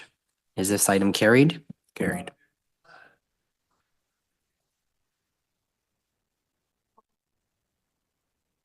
Were they registered delegates? Oh, sorry. Sure, come ahead, Danielle. Well, it's not typical, but you're here still. Just in reference to what was just talked about, I was going to get to that, but I ran out of time. But just to speak to that, the report suggested that there was an estimated 300 hours of in-person time that was dedicated to the completion of the field survey, which cast some doubt on how this was possible to accomplish within the reported 15 days in which it was stated it was done. And it would suggest that field surveyors were working 20-hour days on each of the 15 days. It may also be worth mentioning that 300 hours would not be nearly enough time to accurately survey even a small portion of the 561.48 hectares of land that the government is now essentially trying to take away from property owners.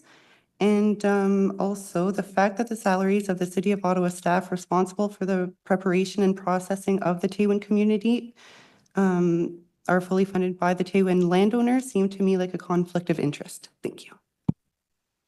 Thank you, and we'll take that away and offline, and I'm sure we can get some information on that, but in the interest of carrying on with proper procedures, this item carried. Thank you very much, colleagues. So Danielle, I'll follow up with you following committee. Thank you. Our next item, in-camera items. There are no in-camera items, so we'll move to the open mic session. We have 7 speakers, I believe, registered to speak. I'll just run through a few housekeeping items. There are no relevant staff in the room that can speak directly to anything that's raised by members through the open mic portion. However, I'm willing to have a conversation offline if there are some questions. Everyone will have 5 minutes to speak to the items that they've indicated that they'd like to address. And we're going to start with Tom Harris, and following that, it will be Eric Inward. Mr. Harris, welcome. Thank you for coming, and I'll just get you to turn your microphone on. Great, thanks so much. Okay, and we have slides to put on.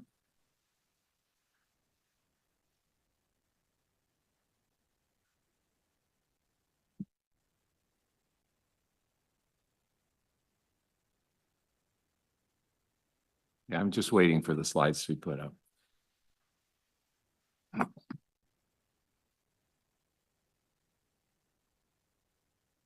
Yeah, great. Almost everything is in that book that I'm showing you.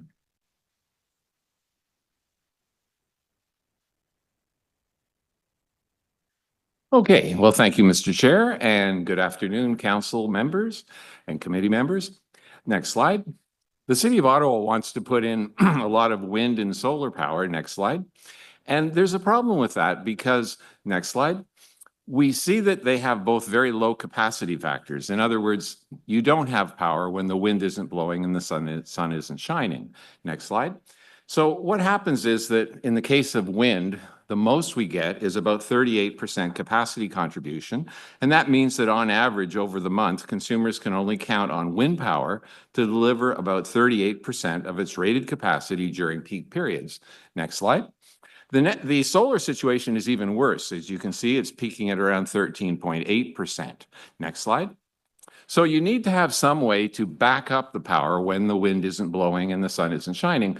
And you might say, well, why don't we just use natural gas? Because of course, as we showed in one of the slides, natural gas has a very high capacity factor and it can be ramped up and down very quickly. But the concern, of course, is that they produce greenhouse gases and we want to reduce that by climate plans. So we're putting in this sort of thing, the battery energy storage system. Next slide. So the driver behind this is the climate scare, the idea that we are causing dangerous climate change because of our greenhouse gas emissions. Next slide. The gas being targeted is carbon dioxide, which of course, despite the fact they call it carbon pollution, is not. You can see ambient versus different levels of CO2, you get more plant growth. Next slide. And NASA has shown that as CO2 has risen across the world, we've seen a huge increase in crop productivity and leaf area. Next slide. Now, we have to actually ask then, what is it that they're saying is the climate scare? What is actually causing the climate to change drastically? Next slide. It's this little dot here. You can't see it in the slide, but in the lower right-hand corner, there is one dot, which is man-made CO2 accumulated over 200 years. And I'll share these slides with you later, so by email, so that you can take a look at this. Next slide. This is the graph that is used to scare people the most about climate change. It's showing increase in global average temperature over the last 145 years. However, if you look at the graph closely and you look at the coordinate axis, what you find is that we're only talking about 1.2 degrees in 145 years. Next slide. If you put that on a graph that actually is the kind of temperature we experience from 0 to 110 degrees Fahrenheit, you see that you don't even notice the change over the 145-year period. In fact, Richard Lindzen, another scientist, Richard's from MIT, he says that the change has been so slow that you wouldn't notice it in an entire human lifetime. Next slide. And in fact, the warming started about 300 years ago, long before CO2 started to rise. Next slide. And we find that if you go back 6,000 years, CO2 levels were very low, 280 parts per million, in comparison with 420 today. And yet the temperature at 5,000 years ago was higher than today. Next slide. We know that's true because we see fossilized remains of white spruce about 100 kilometers north of the current tree line. And those have been radiocarbon dated to about 5,000 years ago. Next slide. I want to skip the next two slides for time concerns and end up, yeah, here we are. This is the book that's being handed out to everybody. This is being produced just before Christmas. You can see we were advertising it with a Christmas tree. And it's produced by a group called Canadians for Sensible Climate Policy. Heartland is also one of the editors or the publishers. I'm a co-author or a contributing author. And it goes through all kinds of interesting things. Next slide. For example, when were the all-time provincial and territorial high temperature records? Next slide. You can see that for Quebec, it was 1921, Ontario 1975, and the Maritimes was all a very long time ago. So nothing's happening with respect to maximum temperatures. Next slide. It's also interesting to notice that climate-related deaths are very, very low, 95% reduction. Next slide. I'd like to skip the next three slides, actually, because we're running out of time. This slide shows an interesting characteristic that should influence City of Ottawa, and that is that cold-related deaths massively exceed hot-related deaths. So, hey, more than 20 times as many people die from the cold than from the heat. And yet the City of Ottawa are only planning for warming in their adaptation. They're not planning for cooling, which especially for a high-latitude city like Ottawa, doesn't make really very much sense. Next slide. So here are the conclusions in the book. To summarize, so you don't have to read the whole book, extreme weather events are not increasing. Sea level rise is not unusual. The ocean is not acidifying. Climate-related deaths have decreased. Next slide. Cold deaths are much more prevalent than hot. Warming has been beneficial to society. Next slide. This then is the only cause or the only underlying factor of the climate scare. The climate scare is not supported by the data. The temperature change and all the other characteristics are too small to be considered a climate crisis. So this is the driver. The driver is the computer models. And models are, for example, in the red solid line, and the actual observations are in the dotted lines below. So the computer models don't work. They massively over-forecast the climate scare. I'll just Next get you slide. to wrap up, Tom. Yeah, sure. So I'd like to skip right 2 more slides, please. Yeah, so clearly there is no climate emergency. Next slide. So there's no need for wind and solar power expansion. Next slide. So when the climate scare collapses, these will become stranded assets. Next slide. And this means, and this is my concluding slide, there will be no need for battery energy storage systems when the climate scare collapses. They will be stranded assets. So I'm not expecting committee members to go back to the council and say, look, there's no climate scare, so we don't need BESS. I would like, however, for you to go back and try to slow down any BESS approval, because the bottom line is that when the climate scare collapses, and I believe it will very soon, we're seeing it across the world starting to collapse, you're going to have stranded assets, massive stranded assets that won't be used. Thanks, Tom. Thank you. Are there any questions for the delegate? Not seeing any, no. Thanks for coming out. Okay. Appreciate it. We need a book for Councillor Luloff, though. Okay, great. Yes, and we'll get that to him downtown. I think we'll sign Councillor Kits up to deliver that. So Eric, you're up next. Thank you. And Richard will follow Eric. Thanks, guys. I recognize this is not one of the planned discussions today, so thanks for taking the time to listen to our comments afterwards. My topic is the same, but it is not going to be around a climate scare. In 2023, you as ARAC provided Evolution with the blueprint for what a successful best location looks like, and a blueprint for what a poor best location looks like, with their approval of the Trail Road location and the declining of the Fitzroy one. When we look at those 2 locations, the differences are quite stark. The Trail Road location is next to a highway, a landfill, a mineral and aggregate extraction area, whereas Fitzroy is next to a conservation area, heavily treed and rural, and not near a highway at all. If we look at the currently proposed Marchurst location through the lens of these 2 blueprints, I think it's pretty clear which location it mimics. I do not propose to know why Brookfield is choosing to follow a failed blueprint and not a successful blueprint. Occam's razor would suggest that the simplest explanation is the most accurate. And if you look at the fact that that location is being planned to sit underneath the hydro lines, perhaps that is the reason that they are proposing it there. The Carp Hills area is one of the most sensitive wetlands in Ottawa. It's the 2nd largest natural area in Ottawa behind the Gatineau Park. It is home to over 800 species, 45 of which are plant species at risk and 10 of which are animal and fauna species at risk. To propose a location of this size and this potential disaster right next to an area in the zone of influence to an EP zone, provincially significant wetland like that, is completely irresponsible. There's a lot of people behind me today still planning to talk about this BESS. I don't want to go into the same things over and over again. So to save time, I thought I would share a little bit of a personal reason why I'm opposed to this location. In doing my research for this talk today, I'm fairly confident to say that I live on the longest single exit cul-de-sac in Ward 5. It's 3.5 kilometers long, one way in, one way out. John Asselford Drive, you can look it up.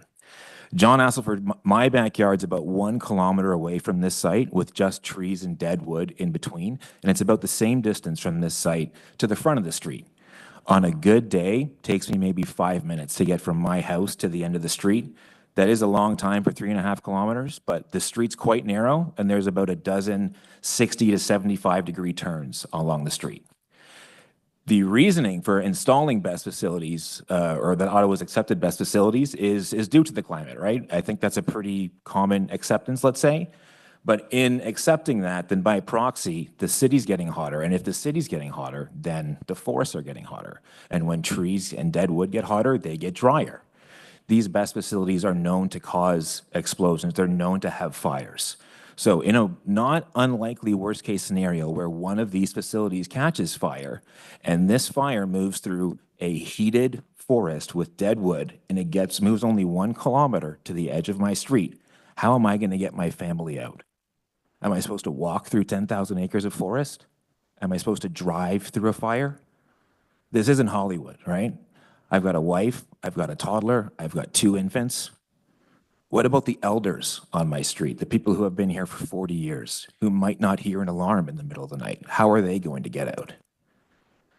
No matter the merits that we're discussing about the benefits to a battery facility like this, I'm not here to talk about that, right? I think the city and province have decided that this is going to be an important part of energy reliance moving forward, but they absolutely need to be sited properly.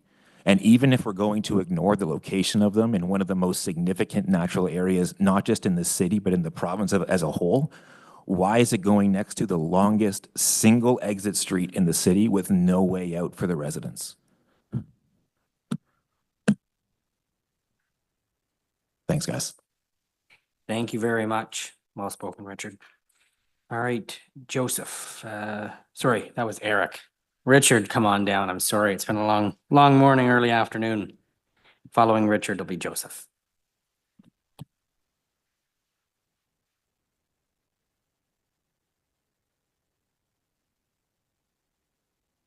Good afternoon. Welcome, and thank you for having me here to the committee. I would like to address the fundamentally flawed best proposals for rural Ontario, including West Carleton and other adjacent areas to the region. Not only does BEST pose serious environmental health risks to the community, it also causes huge increase in electricity costs generated by intermittent wind and solar facilities. Batteries would take excess power at night from solar and wind sources. Spring, fall seasons are when wind is most consistent. However, demand is lower at 17,000 megawatts in Ontario. Summer is the biggest demand period at 22,000 megawatts. Batteries can only store and discharge up to 4 hours of power. In September 2023, for 3 days, natural gas power plants produced approximately 250,000 megawatts. How much storage would we need over these 3 days? According to how much battery storage would we need over these 3 days? According to energy expert Parker Gallant, it would cost over $600 billion to store and discharge 250,000 megawatts. Cost of natural gas, by comparison, would be approximately $60 billion. If you divide the $600 billion battery pack over 20 years, that would be essentially the life of the proposal. That would equal $30 billion of costs per year for Ontario ratepayers, equal to about the current cost to ratepayers now. This would represent then doubling of the current cost. Natural gas is cheaper and available to ramp up on higher demand days, especially in summer when wind often produces no power at all. With respect to lowering CO2 emissions, emissions created from manufacturing the batteries is actually more than what the BEST will save in the future. We are creating more emissions now to avoid future emissions. We need power that can be efficiently ramped up when greater demand is needed. On average, industrial wind turbines produce 29 to 30% of their power capacity, less than 15% in the summer. In the summer peak demand time of over 22,000 megawatts, BEST systems appear to be impractical. Most of the batteries come from China. China relies heavily on coal-fired power plants and thus doubles up the emissions related to the battery manufacturing process. These batteries are transported by ship, further adding to emissions generated in the whole setup. Lithium is primarily mined in the lithium triangle in South America. During extraction, much of the surface and groundwater in the area is taken up for processing, leaving little to no water for area farmers. Even batteries not made in China actually source their materials from China, which is not noted for environmental and human rights standards. According to Article 4 of the UN Nations Framework Convention on Climate Change, the first and overriding priority of developing countries is poverty alleviation and development. China is not compelled to decrease emissions by 2030, and India is increasing its coal use by 60%.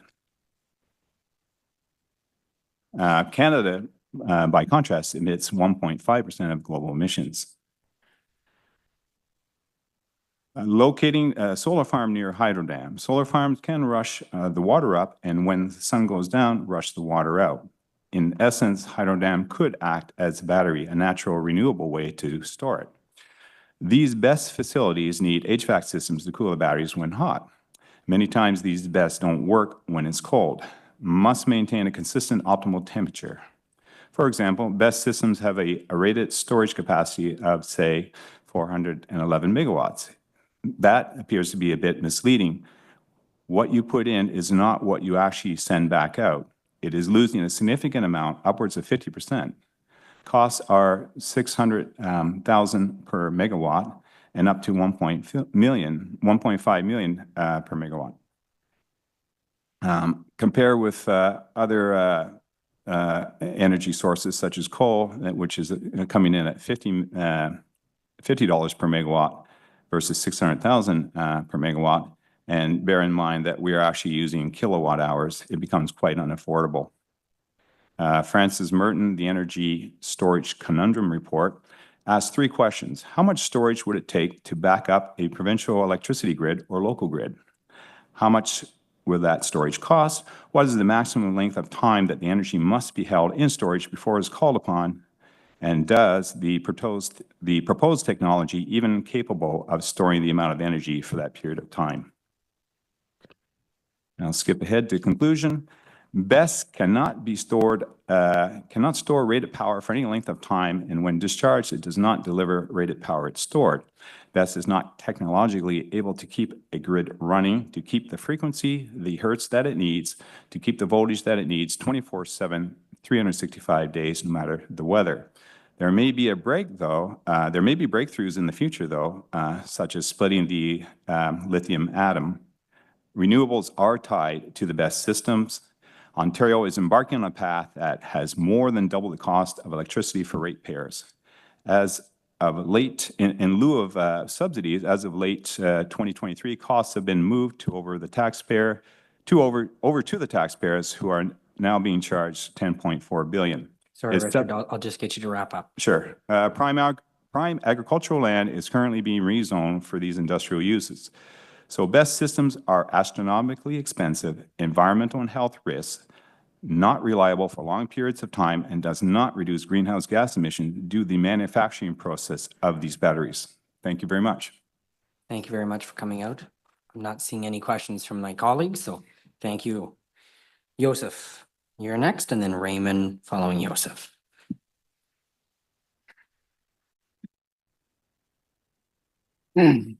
Good afternoon, everybody. Thanks for having me today.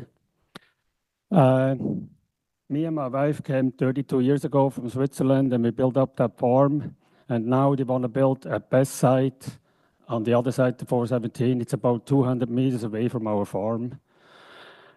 Like, I talked to my insurance broker. There's no way they would insure our cows, our health for that. There's no way they insure it, because you have to understand we have all the land around the BESS site, and our cows need healthy feed.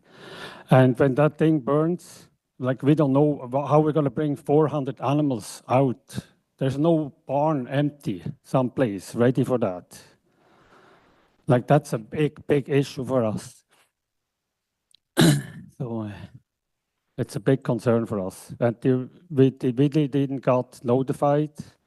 We live so close and we're not well notified. So it's really not fair at all.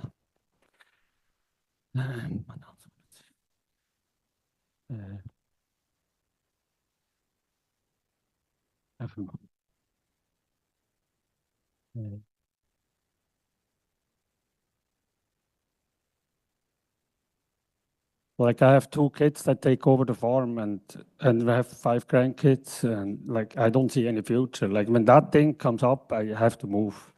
And I can't put my cows in the pocket and just move away. And our property is going to be worth 30% less at least. So we have to understand that. Thanks a lot. Well, thank you very much for coming and speaking. I'm not sure any questions are, that's all right. Thank you very much. Yeah. Raymond, there we go. And Aileen will follow Raymond.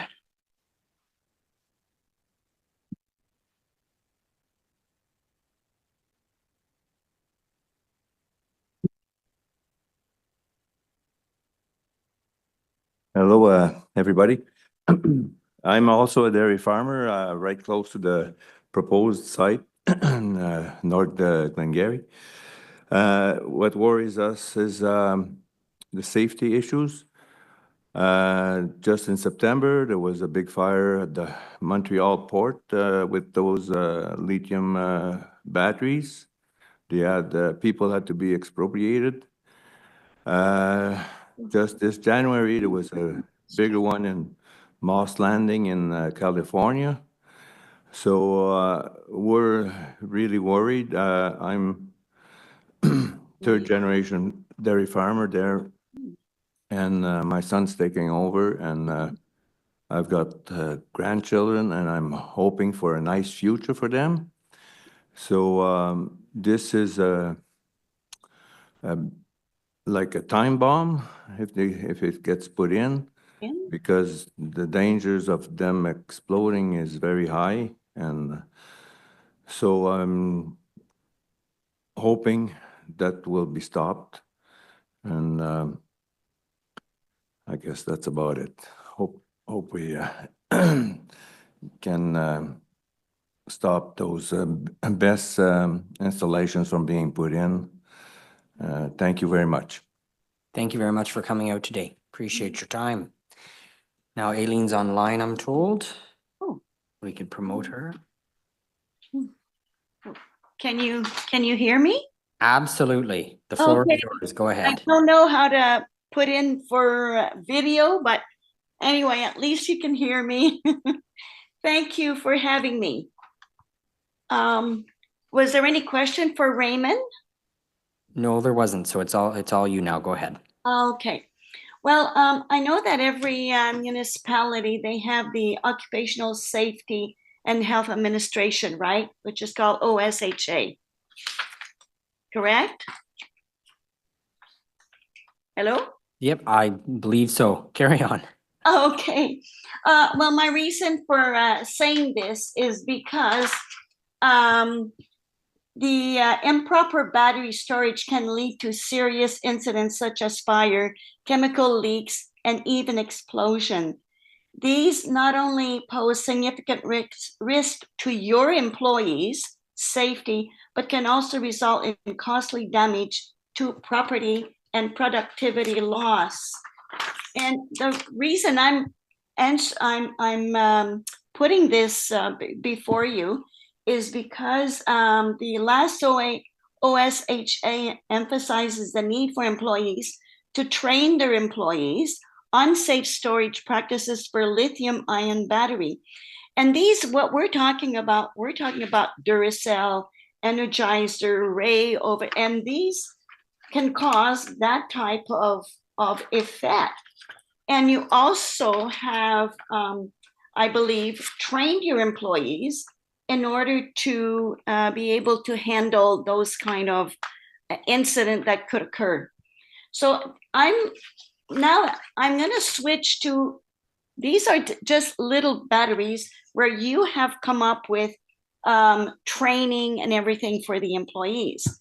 Now let's go to the battery energy storage system.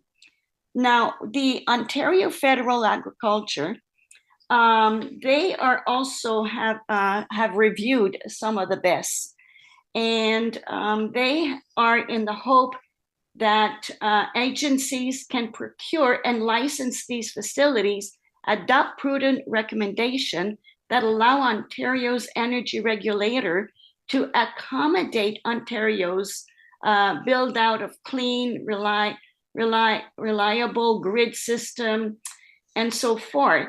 Now, they have also done some recommendation because they are not responsible for, they already said they're not responsible for these type of incidents should it occur. But they did make some recommendation, and one of them was the Ontario's energy regulator contractual obligate proponents and all subsequent BESS owners to take steps to ensure that fire and other safety risks are managed effectively. But who is going to supervise this? Who's going to inspect those? It doesn't say anything about that.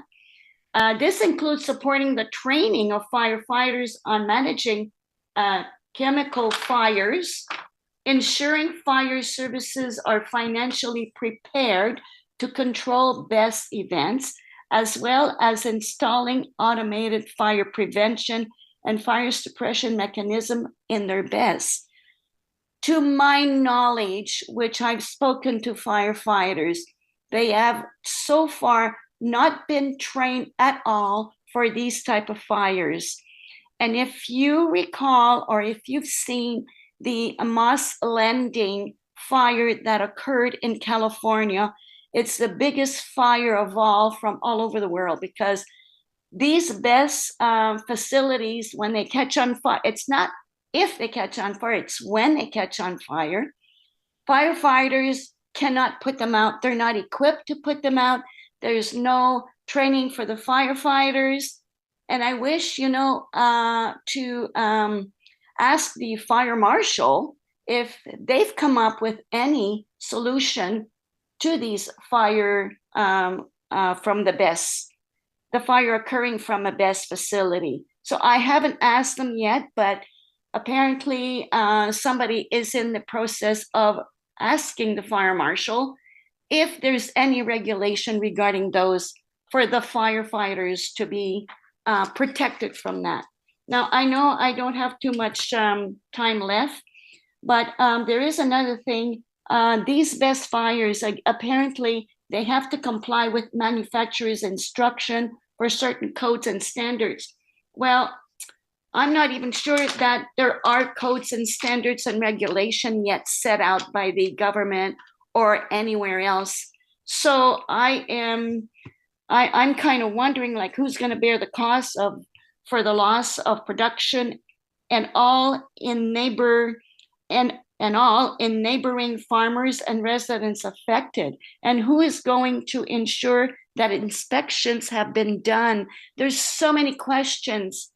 Apparently as well, the government should be reviewing the manufacturer's instructions, because apparently these companies go according to manufacturing instructions, which I have no clue what that is. Anyway, your time is elapsed. I'll just get you to wrap up, okay? Okay, thank you. While it is critical to begin work, to prepare for higher demand for energy regulators, energy regulators must proceed carefully to ensure our critical food system are not compromised to reach electrification goals.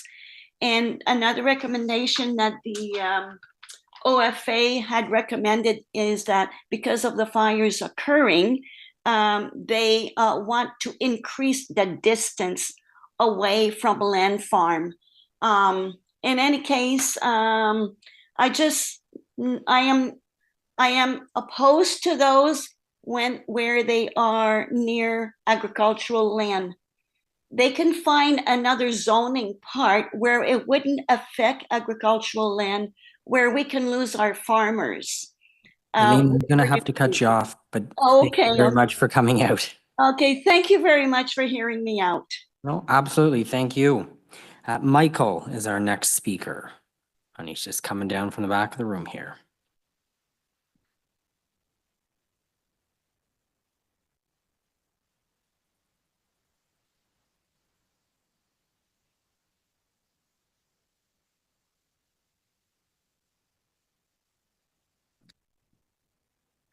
Good afternoon, Chairman Brown and committee members, thank you for adding me. I was a late addition. My email got a little bit waylaid.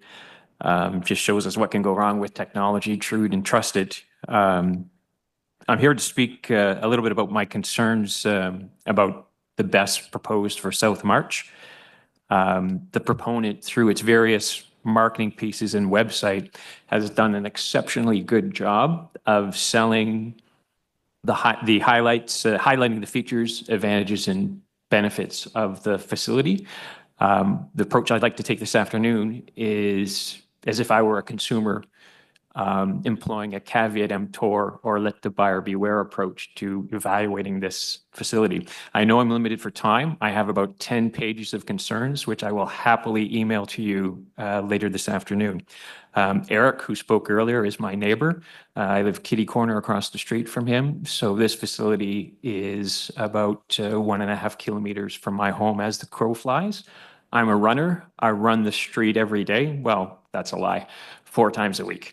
And another concern is air quality, because a safety feature that you might not be aware of this facility to prevent an explosion are ventilation panels that will pop, releasing toxic contaminants and gases into the air that I might be breathing on one of my daily runs. Again, I lie, one of my 4 weekly runs.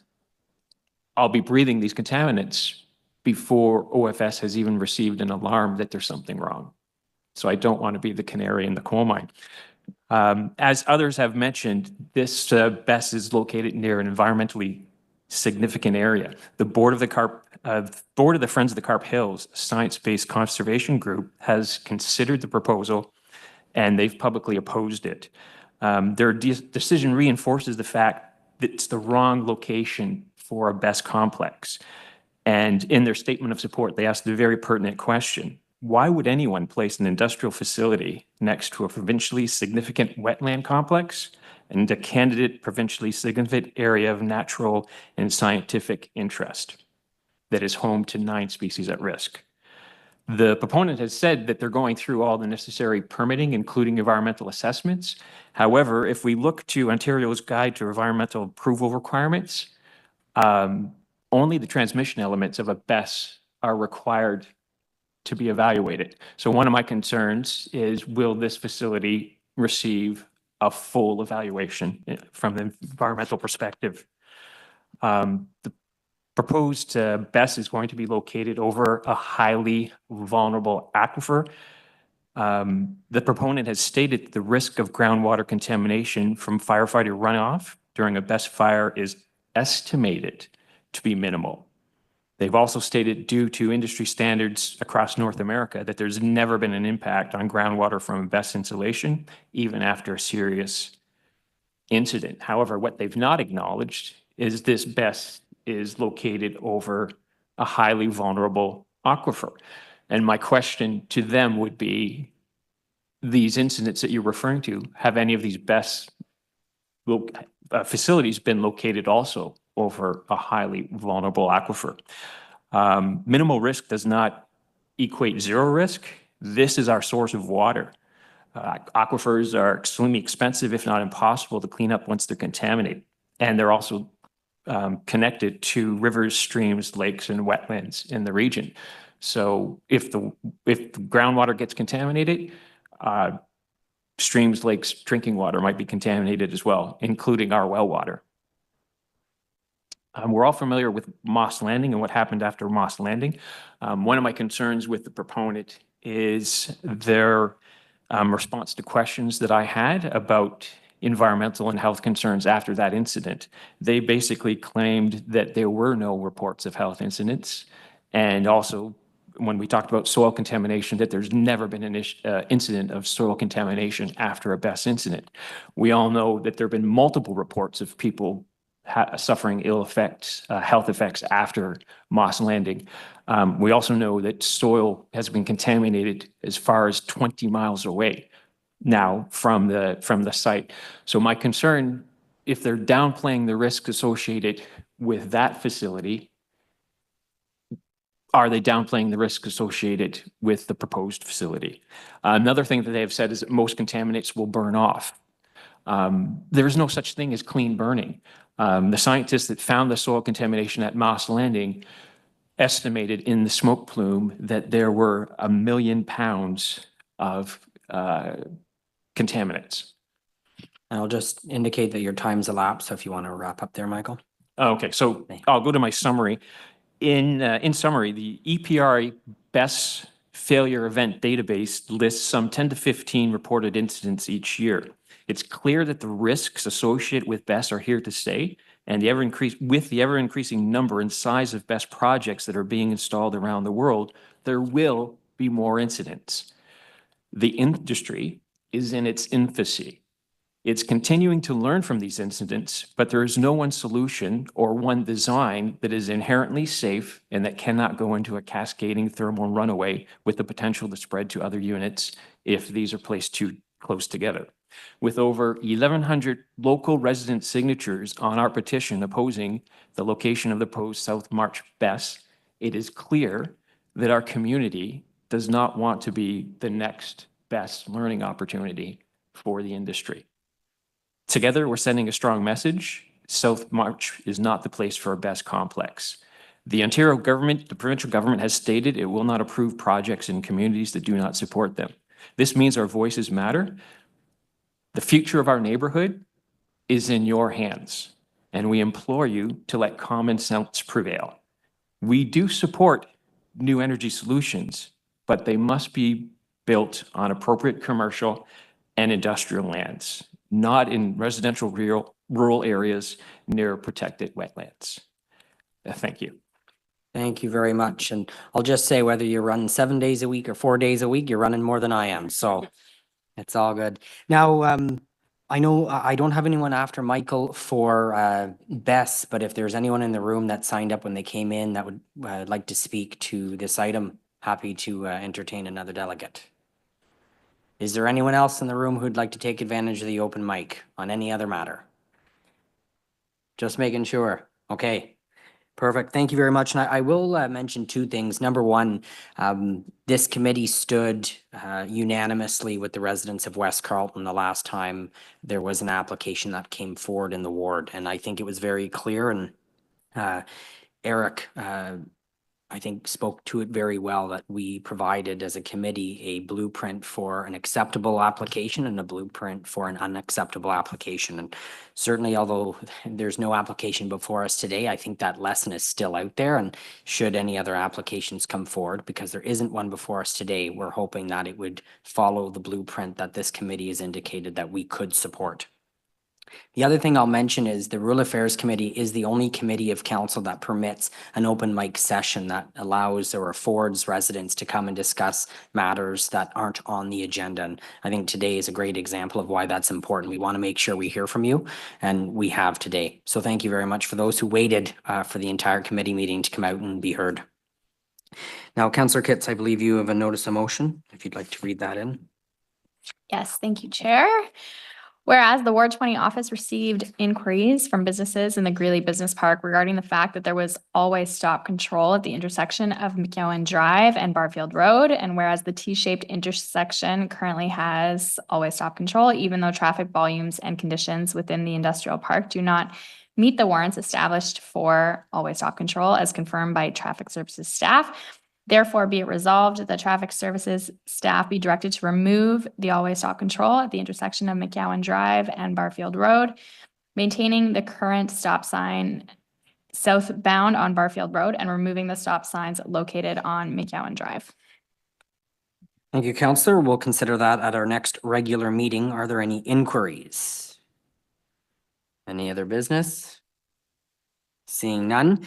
The next meeting will be Wednesday, the 9th of April, a special joint meeting with the Planning and Housing Committee, update on the Provincial Planning Statement 2024 Consistency Review, and our next regular meeting of the Rural Affairs Committee will be the 1st of May, 2025. So with that, can we stand adjourned? Thank you. Thank you, everyone, for coming out, and to staff for all your work today. Thank you.